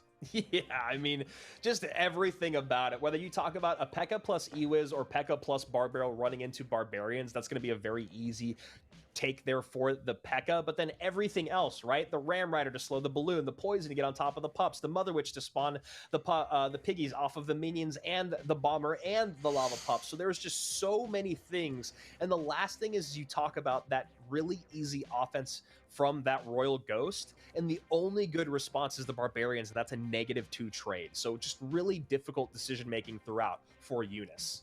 Here we go, taking a look at the bracket as Viper will be moving on and Eunice will be staying home. Viper moving into the match number 9 where he will have another tough out. He will either have to rematch against Ruben or he's going to face Mohammed Light. So no matter what, Viper has to gather himself and get ready for a huge one. But here we go. Coming up next, it's going to be Greco, a.k.a. Miku, up against Sandbox, 2 of the most talented young players out of the East who we get a chance to see here play off in an elimination match.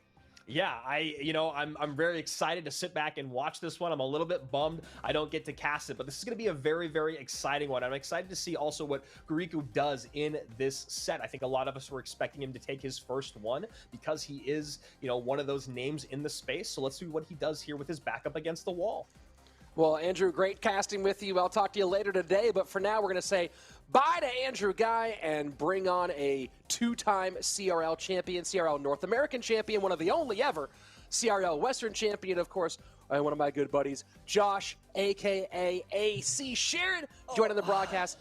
Josh, it's been a good one today, and I know that you're as excited as anybody to see Miku playing in CRL. Yeah, absolutely. I mean, obviously everybody's heard stories of him, how talented he is. And let me tell you, he is going to live up to the hype. We're going to see him for a long, long time. Just such a phenomenal player. The big question will be which one of these two moves on today. Sandbox, second place finisher last month, and maybe with a couple different deck picks would have been our first place finisher. And then, of course, Griku, a.k.a. Miku, depending on where you follow him and on what social media, playing here on the bottom. Yeah. Man, I have loved all these games so far. Everybody has played so well. Like, you take a look at Eunice, and even he played phenomenal, even though obviously the record doesn't show it. He's had some tough matchups. He did everything that he could in a lot of those games. And, I mean, this is some great Clash Royale. Great Clash Royale. We don't see a ton of Lumberjacks at this stage. It feels like Lumberjack typically means you're going Bowler Loon, or most likely that's got to be the direction. Yeah, it's either Bowler Loon, a weird version of RG, but if you're going to look at RG, it basically has to be KK playing it or no one else. So it is likely going to be Lumber Loon at the bridge.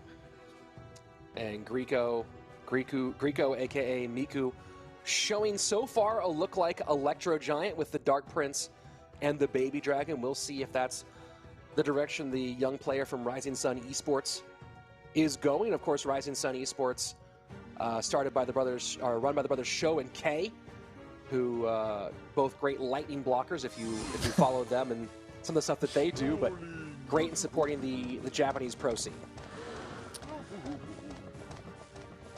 1 minute and 30 seconds left, goes in with the bowler and the Ice Whiz. This is exactly what you predicted, and this is exactly what you expect with these kind of matchups, kind of waiting till double. Both players kind of, just fishing for an opportunity to go in, and when they don't see it, they kind of stall out, and there you go. E-Giant in the back, followed by the Loon at the bridge with the bar barrel as well. Wants to apply that pressure. He's going to NATO this to King Tower here? Yeah, he does, but that Barbarian getting tanked for. So the NATO to King Tower not doing much here for the defending player. Yeah, really good offensive freeze on top of the E-Giant and the tower on the opposite lane to take that out. Doesn't want the E-Giant to lock onto the Inferno Dragon and reset everything. Goes in with the Loon, misses the Barb, and yeah, that is way too much damage to take already. Kind of in an awkward spot already, and this is a weird push right here. Great bar barrel, though, to get the Ice Whiz off the board. NATO should bring this over to the opposite side, and it does. Won't get a full-on connection here. And now the question is, what does Sandbox do on defense against this Electro Giant? Yeah, Inferno Dragon gonna kind of just walk a little bit into the E-Giant, which puts him in an awkward position, but that's gonna be a Lumberjack on top of the tower. Man, just troops escaping on the left-hand side twice now, just kind of getting away from Griku. And the question, can he get enough damage here? Not going to happen. The defensive freezes from Sandbox coming in clutch and totally carrying game number one. Yeah, great recognition on how he has to play the matchup. Inferno Dragon kind of walks just a little too far into the lane, and then he would have had a... he really would have had a rough time defending that. Doesn't matter because then he just goes in with the defensive freeze, takes out the E-Giant, has enough pressure, and, some huge mistakes from Griku in that game. Yeah, I mean, that's the big moment of the game right there, taking not just the balloon, but that Barbarian getting tanked for, and again, another just barely escapes, and just a little bit of difficult with board management so far for the Japanese pro. Yeah, definitely don't expect it to happen in game 2 as well. Yeah, just needs to recognize a few things that he wasn't recognizing in game number 1, going in with offensive Ice Wizards and, just not making the correct pushes.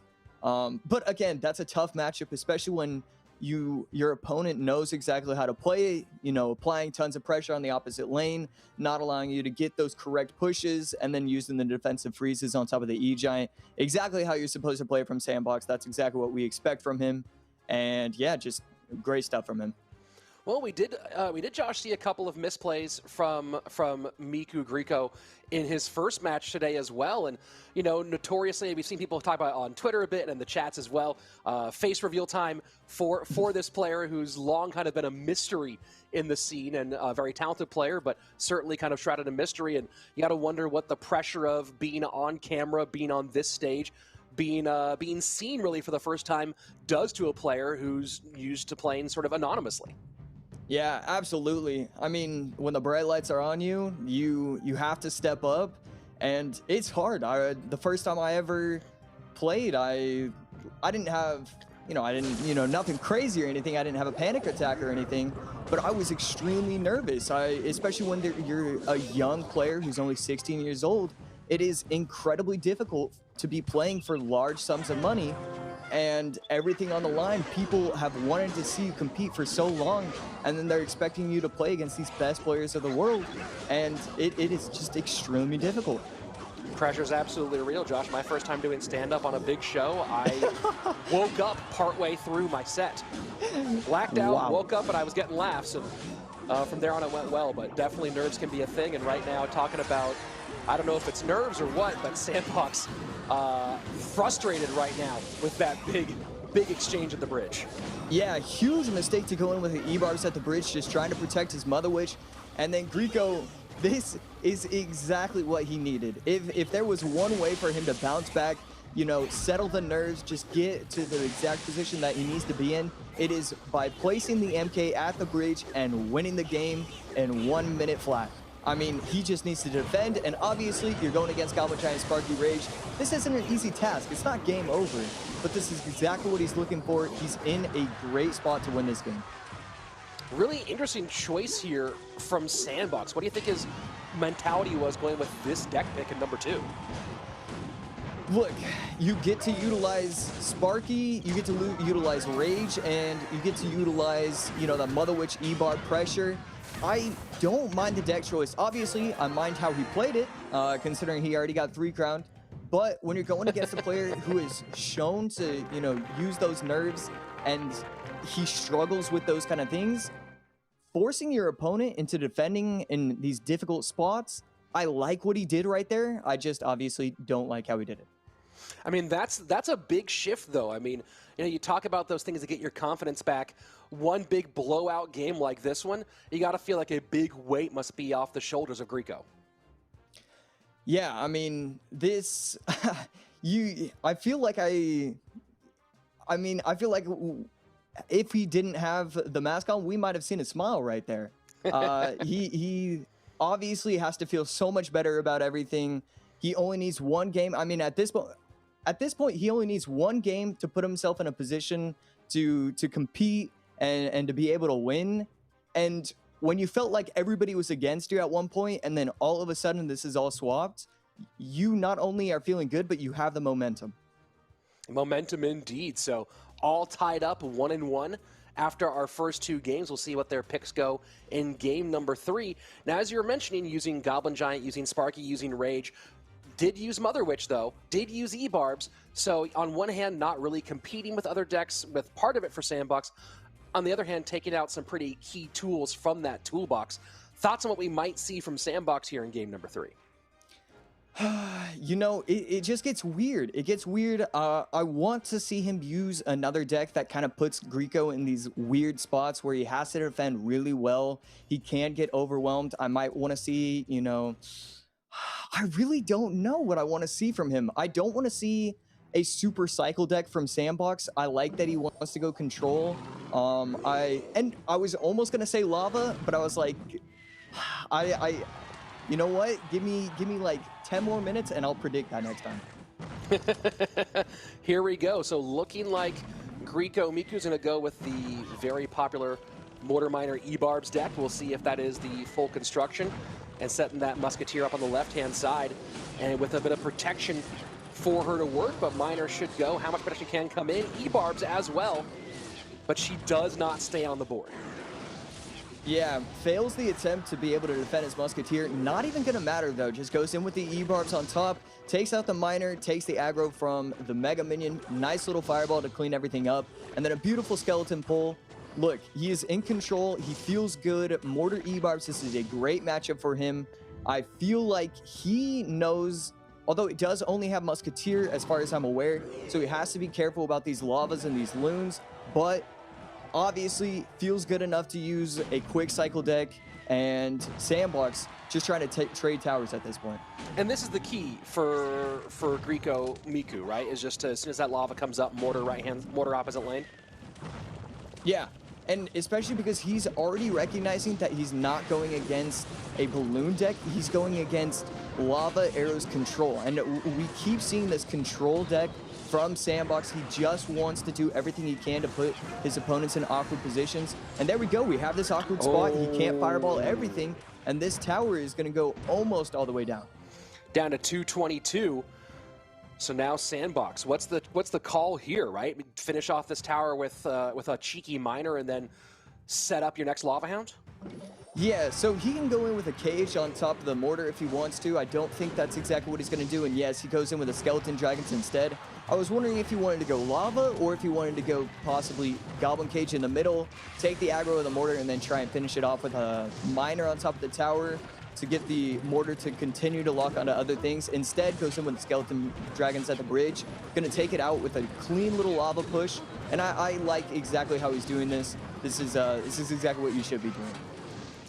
129 on the left-hand side. Lava Hound will finish off that left-hand tower. So now we are tied up on towers. Damage lead for Miku Grieco, but a lot of pressure coming in right now from Sandbox.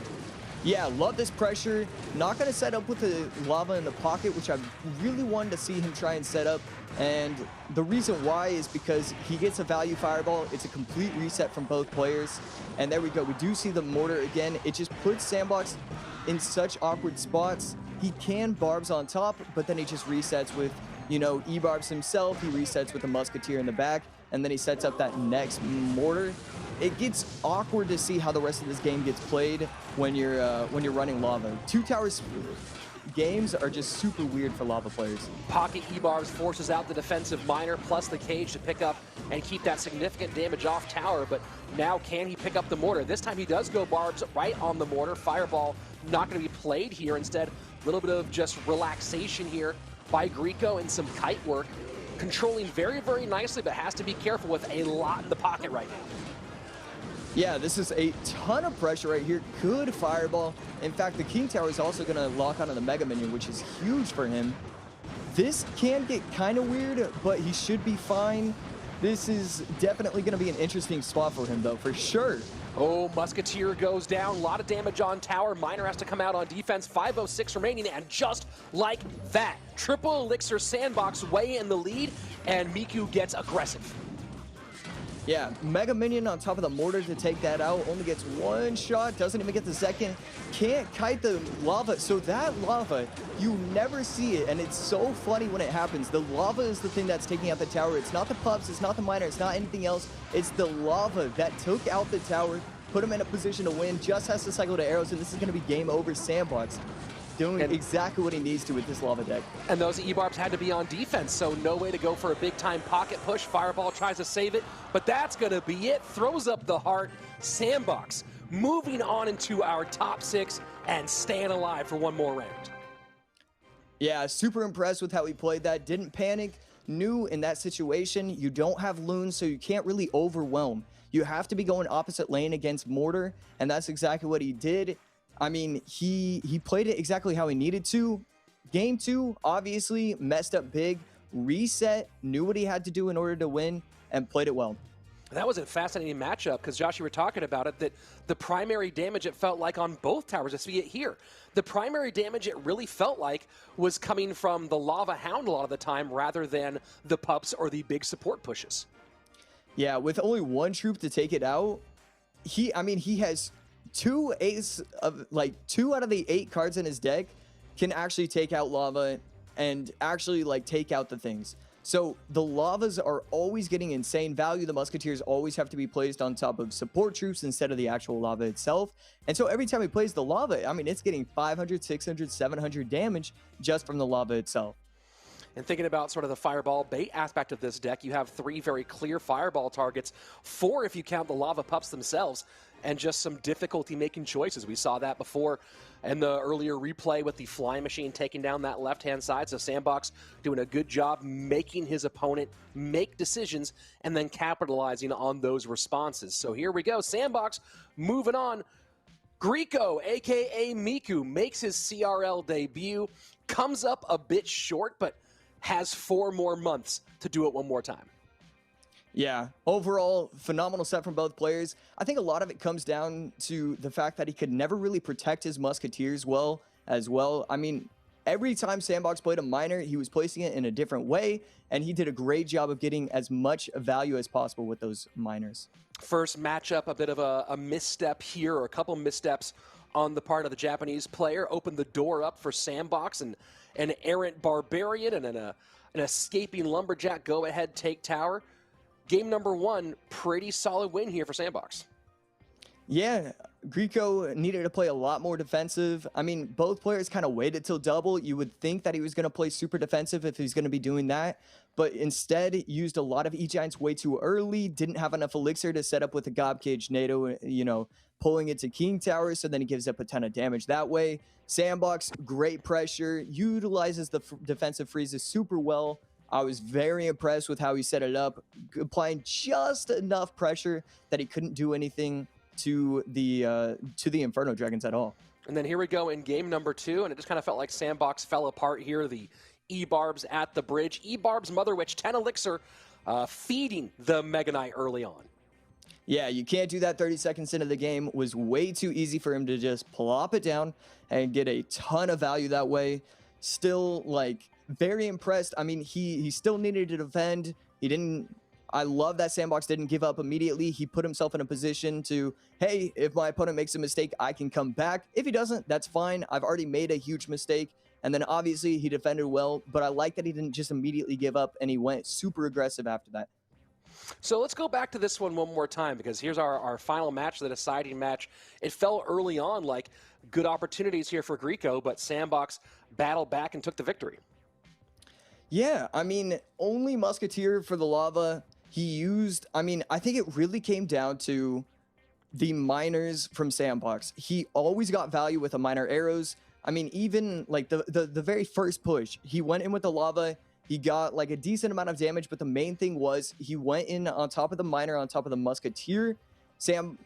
And then Greco tries to protect it with the E-Barbs. It just doesn't come down in time, and the miner takes it out. And we saw that happen time and time again, where the miners were just getting, you know, just enough tower damage, just enough of the Musketeer to be able to get arrow value, just enough to put him in these weird spots.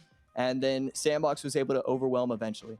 So there you have it. Sandbox will be moving on. Let's take a look at our bracket view as we are now down to our final six on the weekend. And you saw Viper moving on, Sandbox moving on, those two both awaiting the losers of our next two matchups. And no matter what, these guys have some difficult outs ahead of them. It will either be Mo Light or Ruben for Viper, and either Samuel Basoto or higher for Sandbox. So maybe chances at revenge here for both of these players, or chances to take out some top players in the game. But for the moment, the most important thing for these two guys is they are moving on, staying alive in this competition. And a good one there for Sandbox in particular, coming off that number 2 finish. A good shot to continue on here and continue more success in our May monthly final. And now, Josh, we move on to some absolutely insane matchups, and maybe the matchup that everyone has wanted the most of 2021. The consensus number 1 player of 2020 in Ruben, and what many say is the number 1 player of 2021, probably consensus number 1 player of this year in Mohamed Light, head-to-head right now. Yeah, Ruben, I have so much respect for his game. I mean, year in, year out, one of the best players in the world. 2020, I mean, he took that title and ran away with it. He did everything and anything that he wanted to that year, and Mohamed Light kind of doing the exact same thing. Obviously, hasn't really done what he wanted to in the past 2 months, but right here, he is on top of his game. He knows the meta inside and out. He knows what he's doing with dual format, and he is ready to win. So a bit of a exchange here to open things up, but as of now, slowing things down just a bit are these two players. First minute away, and after a bit of back and forth, not too much since.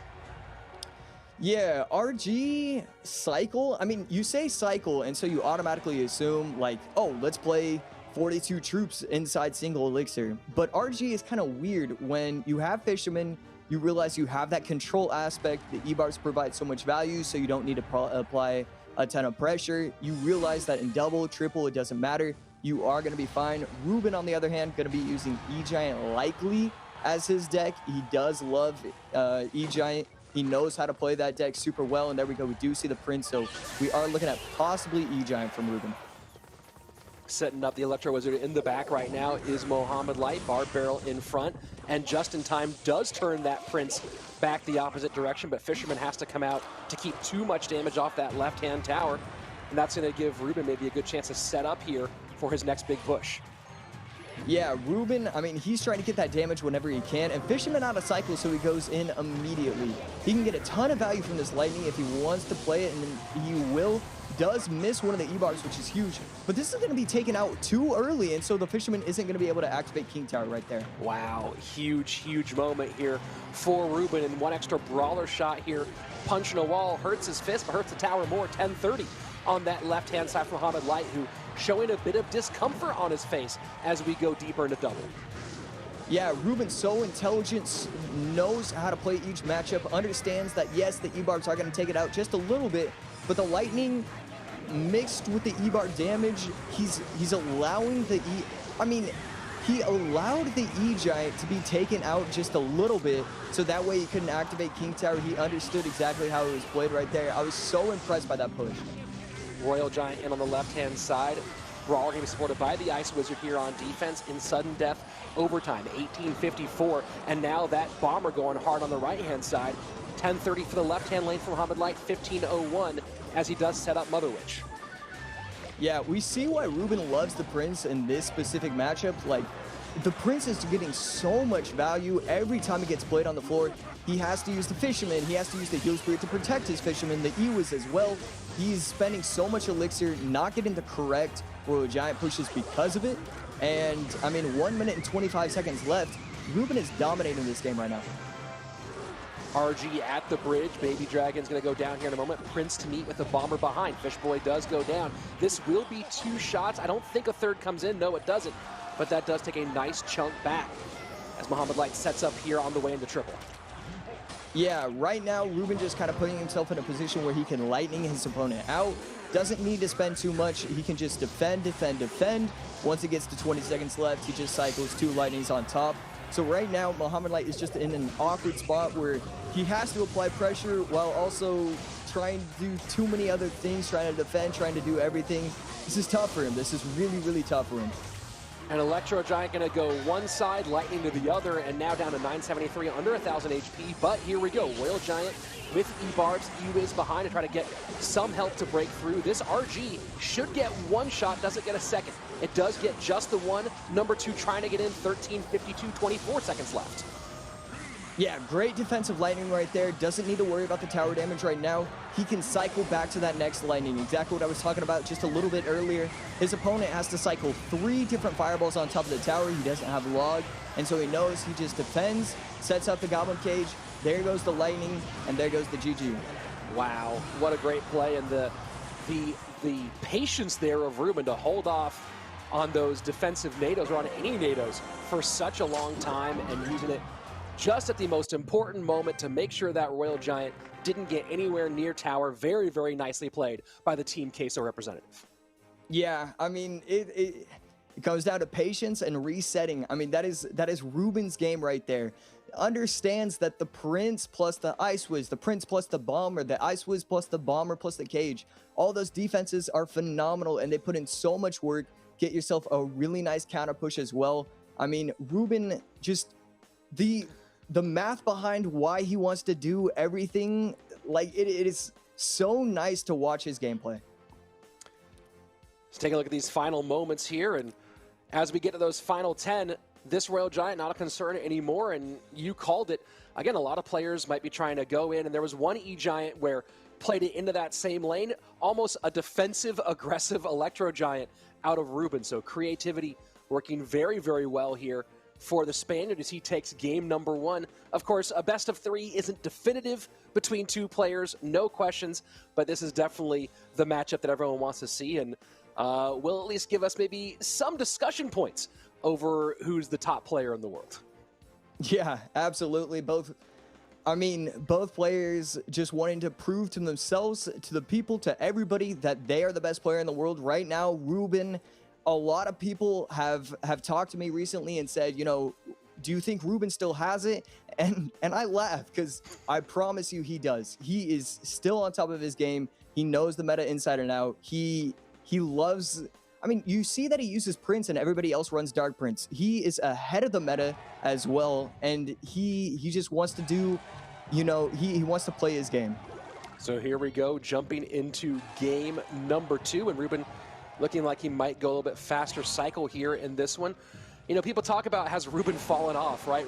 I've seen Ruben washed spam in chats so much lately. Ruben overrated. He's still 14th on the global leaderboard for CRL right now. So it's just one of those things that does, you laugh, I think I laugh similarly as I see those sort of things. And looks like Mo may be going with a version of minor control here, and Ruben may be going to RG cycle. Yeah, the poison, I mean, the poison is just such a weird card to see. Obviously, when you're running with minor, it is kind of the one deck that you can run it with because you're not really worried about trying to take out, because the heal spirit being a card in the meta, offensive poisons are so tough because if you go giant and then poison and your opponent goes E-barbs and then heal spirit, you just lose the game. So I like that he saved poison for a minor deck, especially when you're running it with Ice Wiz, Royal Delivery. Last cards can be either Log, NATO. I like this deck for Muhammad Light. It is going to get very difficult once Ruben starts spamming double RG pushes though. So we see something here from Muhammad Light that we see a lot of high-level players do, but very few lower or mid-tier players are doing. Talk to me about when is the right time and the idea behind throwing minor behind King Tower like that. Yeah, I mean, with a lot of minor decks, I don't know, the way the meta is set up, you can get kind of, like, you can get really creative with how you play your minors because obviously you're not going to see a lot of NATOs, you're seeing so many E-bars, and so you're just trying to get damage whenever you can. But this is going to be, wow. Oh my goodness, speaking of damage, this could be game over already, possibly. No, going with the Skellies as well. I panicked. Obviously, Muhammad Light does know how to defend, but this is a lot of damage to be giving up right here. Really a lot of damage on King Tower in a game that certainly could go down to 2-tower games. So we'll see what happens. Royal Giant on the right-hand side does get one shot in, 1182, and Mo Light not happy about that exchange. Yeah, you see him fall back in his chair. He is just, it is Ruben's world when it is single elixir and he can just play his game and just, oh, you cycled 3 elixir too much? Well, let me just get 1400 damage already. And I mean, he has P.E.K.K.A, he has Ice Wiz, he has NATO, but these RGs are still getting damage. He's still getting a ton of pressure at the bridge. I mean, it is insane how well he plays this game. Double Fisherman does pull that Ice Wizard all over the board, but E-barbs will not survive here as we go into sudden death overtime. A significant lead for the defending world champion as he puts more pressure on that right-hand side, but goes right into Mama P.E.K.K.A.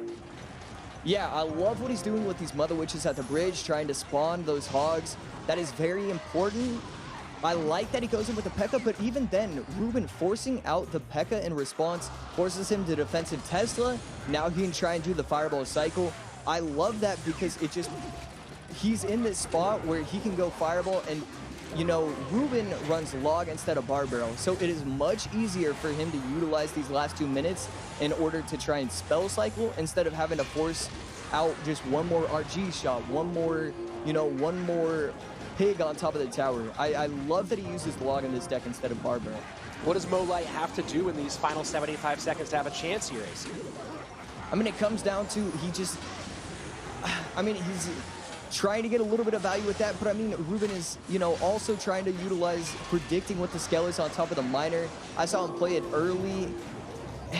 You know, I mean, once he gets the minor down, with the P.E.K.K.A trying to tank for it, he can get a lot of damage, but right now, 3 elixir for Muhammad Light, he can start stacking RGs. It gets tough. It sounds like your answer would have been not much, and you were trying to find a way to figure out the path to victory here for Muhammad Light. But as we can see, not much he can do here. Royal Giant gets 2 shots in the right-hand tower. Log gonna go ahead and just finish that off with the Royal Giant, and that is a clean 2-0 here for Ruben. And Mo, not out yet in his double elimination, but certainly that one had to sting. Yeah, absolutely. I mean, it all comes down to the single, like the single elixir play from Ruben. I mean, both games, he just has such an impressive lead because he understands exactly how you're supposed to play each matchup. In game number 1, cycles the fisherman. Oh, let me go E-Giant at the bridge because you don't have a building. I can just go E-Giant, I can go lightning. Game number 2, goes a little too aggressive with miner, goes a little too aggressive. Oh, let me go RG at the bridge. Let me go E-Barbs at the bridge. Let me get the heal spirit down to get as much value as possible. And then at that point, he just cycles spells. Muhammad Light tries to go in with the offensive P.E.K.K.A.s. And yes, you're going to get 500 damage, but it's also going to be incredibly hard for you to defend if he gets aggressive enough with the RGs. And obviously, Ruben, stellar gameplay like always. He understands exactly how he's supposed to play it, and he gets that tower damage. NATO, Ice Wiz, Tesla, and P.E.K.K.A. It feels like you should have a pretty good combination there to defend against a Royal Giant deck, and Ruben known for playing lots of RG. What was the problem here for Mo in this matchup? I mean, that's why P.E.K.K.A. is such a weird card, because yes, it's supposed to match up well when you're going against E-Barbs. Yes, it's supposed to match up well going against P.E.K.K.A. But when there's so many of those cards that it matches up well against, obviously you can't use it for everything. And obviously he was able to realize that. And that's why when he got aggressive without P.E.K.K.A. in cycle, it was able to get tower damage. RG E-Barbs, very popular right now in the competitive meta. Feels like mid-ladder in 2018 to see RG and Elite Barbarians together. But here we are seeing them at the highest level and being played at a very high level. And you saw game number 1, Ruben, as you mentioned, getting those big moments, breaking on through. And then on to game number 2, making quick work of it is Team Queso's Ruben. So, you know, one of the things that has plagued him a bit during these competitions so far, Josh, has been some of the deck picking. Seems like not a problem at all here today. Yeah, I mean, we see him use Prince instead of Dark Prince. He is known to, you know, use different variations. And right here, it shows why he's willing to, you know, he's willing to not, I mean, he's always trying to innovate, always trying to better himself as a player. And that way, I mean, that's why he's so unpredictable. And that's why we say he can use so many different decks, because he sets himself up to use different decks. And I mean, we saw it right there. He uses the log instead of the bar barrel, and that log instead of the bar barrel puts himself in a position where he can spell cycle instead of forcing out, you know, trying to cycle multiple RGs. And then at that point, you know, we see one defensive P.E.K.K.A., we see one defensive Royal Delivery. It could have been a different game if he doesn't use those innovative decks. Are you surprised to see minor P.E.K.K.A. poison here, Josh? I mean, even B-Rad is making Expo videos now. So a minor P.E.K.K.A. poison here in this moment just does seem like a bit of a strange choice. Look, I actually really like the deck from Muhammad Light. I think it mostly comes because obviously if we see him defend better in single elixir, we probably see him win that game. I think it comes down to maybe, it feels weird for me to say it, maybe he needs more practice with the deck. I really don't understand. I mean, you see me stuttering over my words because it feels gross saying that kind of thing. But I like that he used it. Obviously, it didn't work out for him, but I don't mind the deck choice from Muhammad Light. Well, let's go ahead and take a look at the bracket again. We are in the upper bracket at the moment, so Muhammad Light, double elimination tournament, not out, not eliminated, but will go down to the lower bracket. Ruben, though, going to move on to our winners final, where he will face either Samuel Basoto, your former teammate, or WEDGM's maybe team captain, you might say, co-captain with Solo Man Higher. Those two coming up next. Muhammad Light, though, will drop down into the elimination bracket. No more lives to give. Tomorrow, we will see Molite and Sandbox go head-to-head in an elimination game. Winner will move on, and loser will leave town in that one. And our next one, of course, Josh, also going to be a winner's bracket match. Both players with a life to give, but certainly the road to the championship, the road to $20,000, the road to 100 points, the road to World Finals, much easier when we go into our next matchup. Samuel Basoto and Higher coming up next. And looks like we may have lost AC. I think we lost his connection here to the broadcast. But we'll get him back in here in just a moment. Samuel Basoto and Higher coming up next. Samuel, again, a CRL Western champion alongside my co-commentator in Josh Sharon, AC. Hire, of course, a CRL China champion, upsetting occasionally over in that region, and then moving on to a great performance at CRL World Finals in 2019, falling short against the storied journey of Team Liquid as they went on to win that World Championship. But Hire, certainly a very, very talented player, and of course played very, very well earlier today. Great deck choices, great matchups, and Josh, do we have you back now? Yeah. Whew. Yeah, I was a little bit nervous. I did not want to miss this. All I want to say for this game is that obviously Samuel Basoto, 3 straight months is it? I mean, he is on top of his game this year. Obviously, phenomenal player, but Hire is the player that I've been most impressed by throughout this entire year. I feel like he's really stepped up when it comes to 1v1 talent. He is a phenomenal player, and I've just been impressed. I have watched his games. It's not because of matchup. It's not because of anything other than just talent coming from his end. And talk about matchup, but also some great and maybe a little bit off the beaten path deck choices, as we saw earlier today. And now we get to see him against your former teammate Samuel Basoto in a great matchup. And you talk about Samuel Basoto, one of the top 3 ladder players of all time with over 30 top 10 finishes, kind of creeping up on 40 over the course of this year. Yeah, I mean, it is insane looking at some of his accolades. I mean, just unbelievable player. He does it with so many different decks, so many different archetypes, and I mean, just an insane player. So very interesting deck choice here out of Hire, maybe going a little bit old meta with this minor Magic Archer deck. And going current meta is Samuel Basoto setting up with the Electro Giant down in the corner. Yeah, it's going to be really interesting if we see a bomb tower. Obviously, we should see the Tesla, but, I mean, you called it. There's that old meta. You know, maybe this is just a deck that he knows very, very well and feels solid about. And, you know, we've talked about this in the past, Andrew and I have on broadcasts, that, you know, there's maybe a bit of a reputation for the West to overreact to nerfs and say that a card that once was broken, after it gets balanced, they go, oh, this card is dead now. And maybe we're seeing Hire say, no, it's not dead, it's just balanced. This is still a great archetype. Yeah, and I mean, obviously, so far in this game, it's shown that it has been able to put in the work.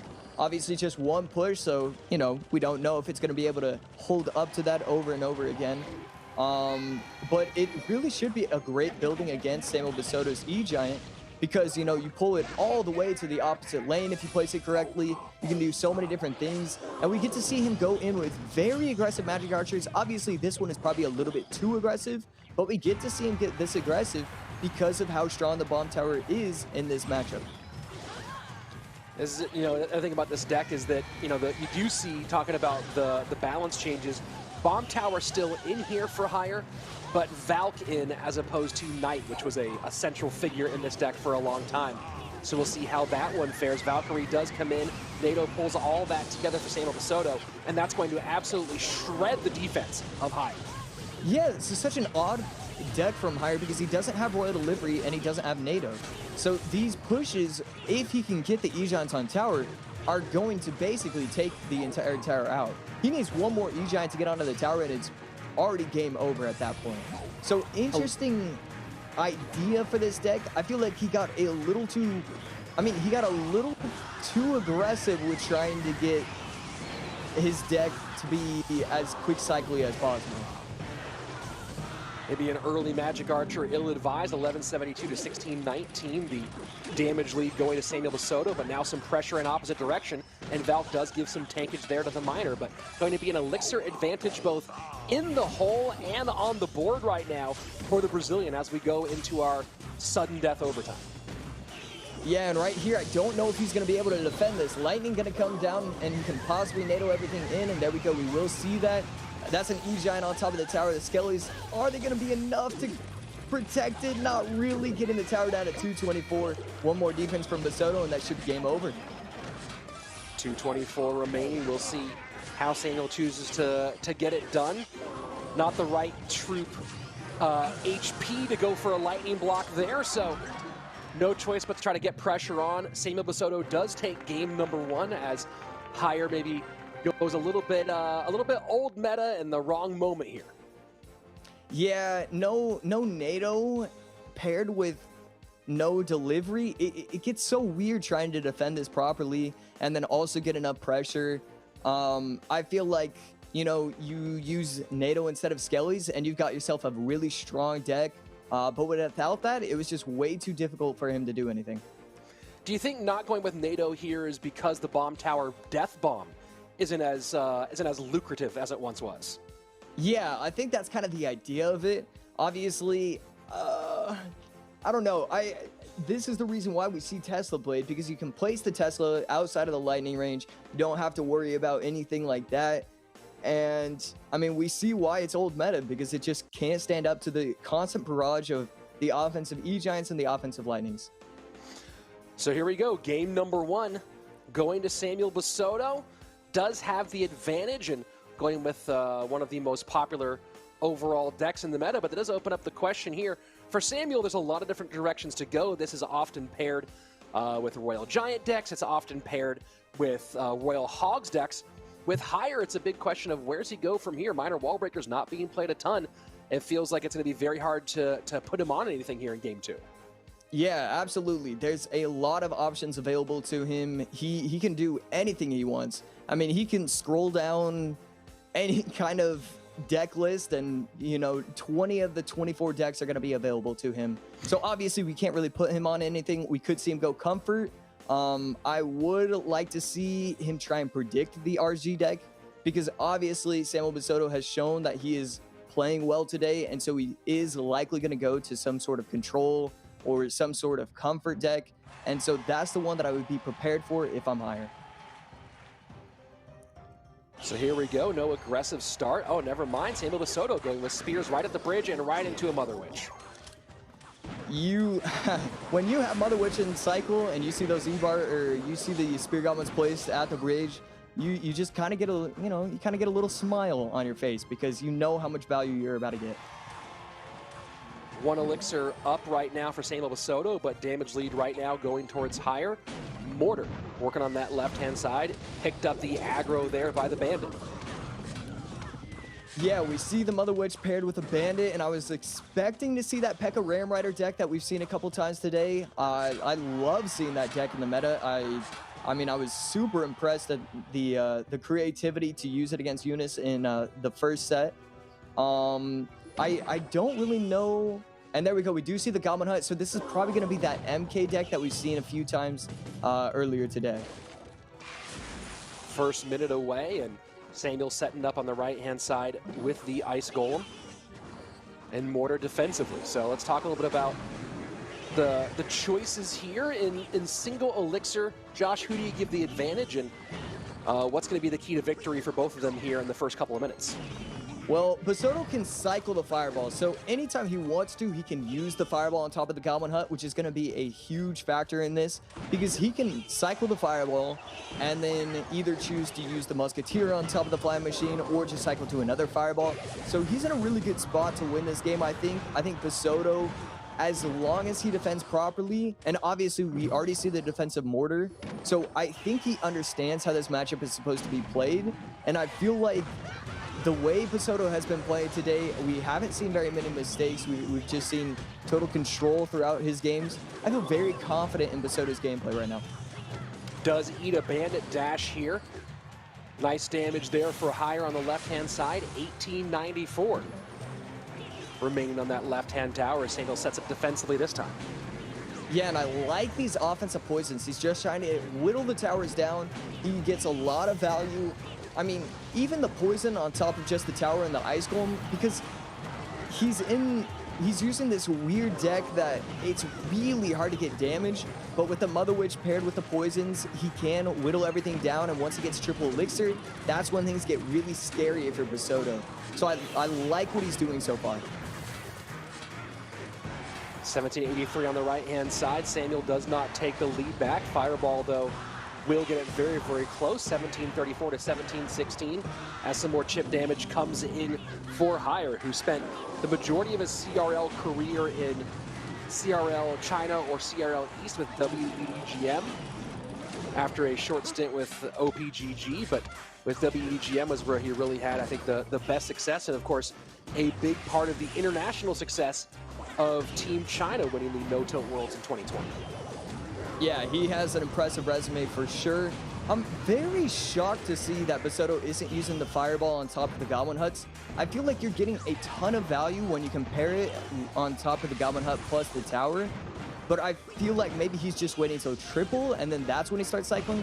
Finally, he gets the value he's looking for, going for the Bandit plus, or the Goblin Hut plus something else, is able to pair it with the Bandit. So I like his patience. Yes, he's back in the game when it comes to, you know, how close they are. I'm surprised that he waited that long, though. And now Mega Knight gets cycled in the back, so a no-win condition deck, unless you count one of those two cards in the Flying Machine and Mega Knight, which are both almost considered secondary win conditions at this point. But very interesting choice here from Higher. Yeah, super odd. I mean, it is just odd how you can talk about these decks. But I like what Basoto did on that defense. Didn't panic, was able to get the value he's looking for, and now he's applying the pressure with 35 seconds left. This is what he needs to do. He has the damage that he needs. At this point, he can kind of Fireball cycle and win. He just needs one more clean defense to win, but this is going to be a very difficult defense to set up. Mega Knight in, Bandit at the bridge, Mother Witch behind. Poison trying to make a little bit of room right here with 15 seconds left. The lead does just go by a little bit, and a huge Bandit connection right now for Higher. 5:33, Samuel has to put some pressure on very, very quickly here. Miner with Fireball goes in. Can the Miner get on tower in time? Log trying to do it, Poison trying to tick, and that's going to be Samuel Basoto takes it with a Poison tick at the end, not getting quite enough, and that's going to be the big victory here for the Brazilian. Wow, unbelievable right there. Makes a huge mistake, uses the Ice Golem to try and kite, and doesn't kite. Does he panic? Does he make, mistake after mistake? No, he resets. Notice how he waits. He has 6 elixir. He has 5 elixir. He doesn't go in with a Miner just yet. He knows that he has to go in with a Miner Fireball in order to take it out. He realizes his opponent is going to try and spend multiple troops instead of just the MK because he wants to try and spread out as many troops as possible on top of the tower. And right there, goes in with a Fireball on top of the Zappies, gets the Miner to lock on. Oh, beautiful stuff from Samuel Basoto right there. And here we are going into the final 2 minutes, and you see 2 Goblin Cages down, slight lead, and this Bandit really felt like it might have been where the tide was going to turn. You see the Flying Machine still on the board, Bar Barrel trying to stop things, but just, again, you talk about it, staying eye on the prize, getting the Log, the Fireball, and the Miner in. Poison just not quite able to do enough, and Samuel Basoto nearly throws it, holds on, and gets a big-time win, moving to our winner's bracket final. Usually when you see people cheer and smile like that, it's because they feel like they did everything right. They deserve that win. I have never seen more relief on a smile in my entire life. Well, relief certainly a good feeling in this moment. Of course, moving on to that winner's bracket final where, you're guaranteed to be finishing up pretty darn high overall, both in the money and point standings for this month. And again, Higher not out. We'll be dropping down to the lower bracket. We'll look at the bracket in a little bit, but first we're going to stay on this game just a little bit longer. This feels like maybe a watershed moment, like kind of a season-making performance for Samuel Basoto. Yeah, he has to feel good.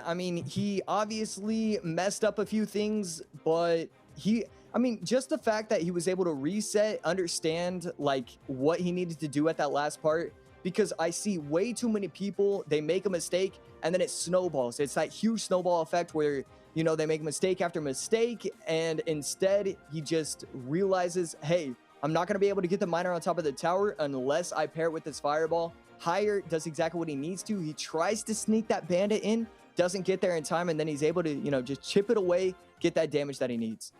Yeah, big-time damage there for Samuel Basoto. who again is going to be moving on to the winners bracket. I think we're going to take a look at the bracket at the end of our show today, Josh. Any final thoughts on these matchups that we saw here? Here we go, taking a look at the bracket now as Samuel will move on.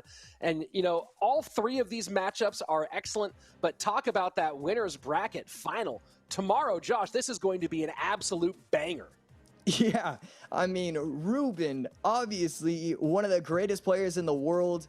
Samuel Basoto also showing that off as well. I mean, both of them went a combined 8-1 in today's matchups, going against Greco, going against Higher, going against Muhammad Light. I mean, what is this? They shouldn't be able to show dominance against those kind of players, but they do. And so it just means that tomorrow's matches are going to be even more intense, even better than we saw today. Higher and Viper playing an elimination match. Same thing for Sandbox and Muhammad Light.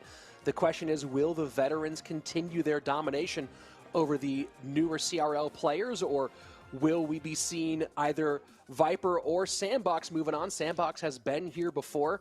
Viper, that would be a huge one, and he has been excellent so far this year, Josh. Yeah, I mean, Viper, I mean, just top three, number one, top three. I mean, he is doing everything that he needs to, and he's finally showing that he can do it in comp as well. He is ready for this. I mean, even in his games against Ruben, yes, it was a 0-2, but yes, he played well.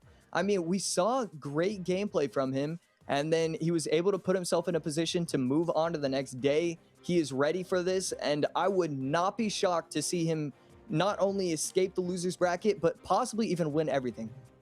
It's a distinctive possibility. He has been shocking the world so far this season, and we'll see if he does it tomorrow. That's going to be it for Josh, for AC. Thank you for joining us, and we'll see you back here again tomorrow as we wrap up our monthly final. But right now, we're going to re-invite back on my good buddy, longtime friend, longtime co-commentator, Andrew Guy, to wrap up the show here on the day. Andrew, what a wonderful bit of matchups, and I think we're both pretty pumped for what we have in store tomorrow.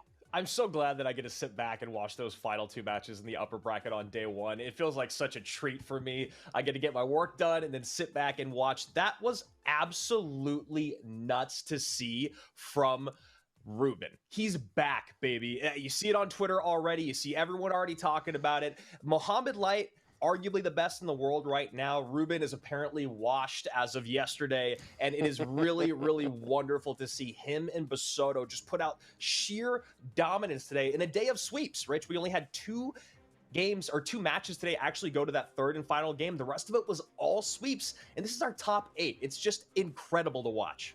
Well, what we saw today, Andrew, was top players playing at their top level, right? What you saw was Muhammad Light playing at the level you expect from Muhammad Light. You saw Ruben playing at the level you expect from Ruben. You saw Samuel doing the same thing. You've seen players playing the top of their game, even in games when they're losing. And that's the result you get from that is what we're seeing right now. And at this point, anybody who's left, all 6 of these guys are certainly monthly championship caliber players. So it's just going to be a question of who makes the right picks and who makes the right plays and who stays focused enough as we go into day number 2. Yeah, it's been all about the veterans, as you said, but remember, it can be you guys up here as well. You could be the next Ta. You could be an unknown that goes and climbs that mountain and gets $20,000. That's right. You, my friend, can compete in CRL right now. You just got to get to that very top 1,000 on ladder and then play through our monthly qualifiers just to get to that top 8. It's a lot easier said than done, but anyone in the world can do it, except for probably you and me and Eric and, well, Josh probably could, but I'd say the 3 of us can't. Yeah, I don't think I'll be making my appearance here anytime other than in the caster's booth. But it's a whole lot of fun making those appearances here with you and, of course, with Josh and with Eric as well.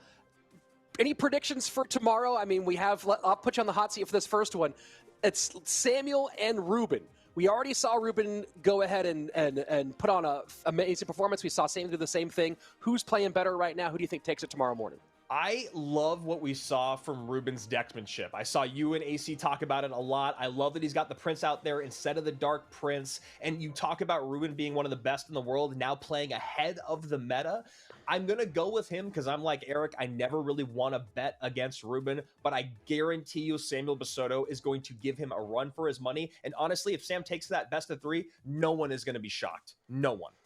And definitely, it feels like one of those two making a beeline for our May monthly championship, which we will finish here tomorrow. Same place, same channel. If you haven't yet subscribed, if you haven't subscribed, follow, comment, whatever it might be back here tomorrow. For the entire production team, for my buddy Andrew, for Josh, and for Eric, I'm Rich Slayton. We will see you on Sunday to crown our monthly May champion. Bye.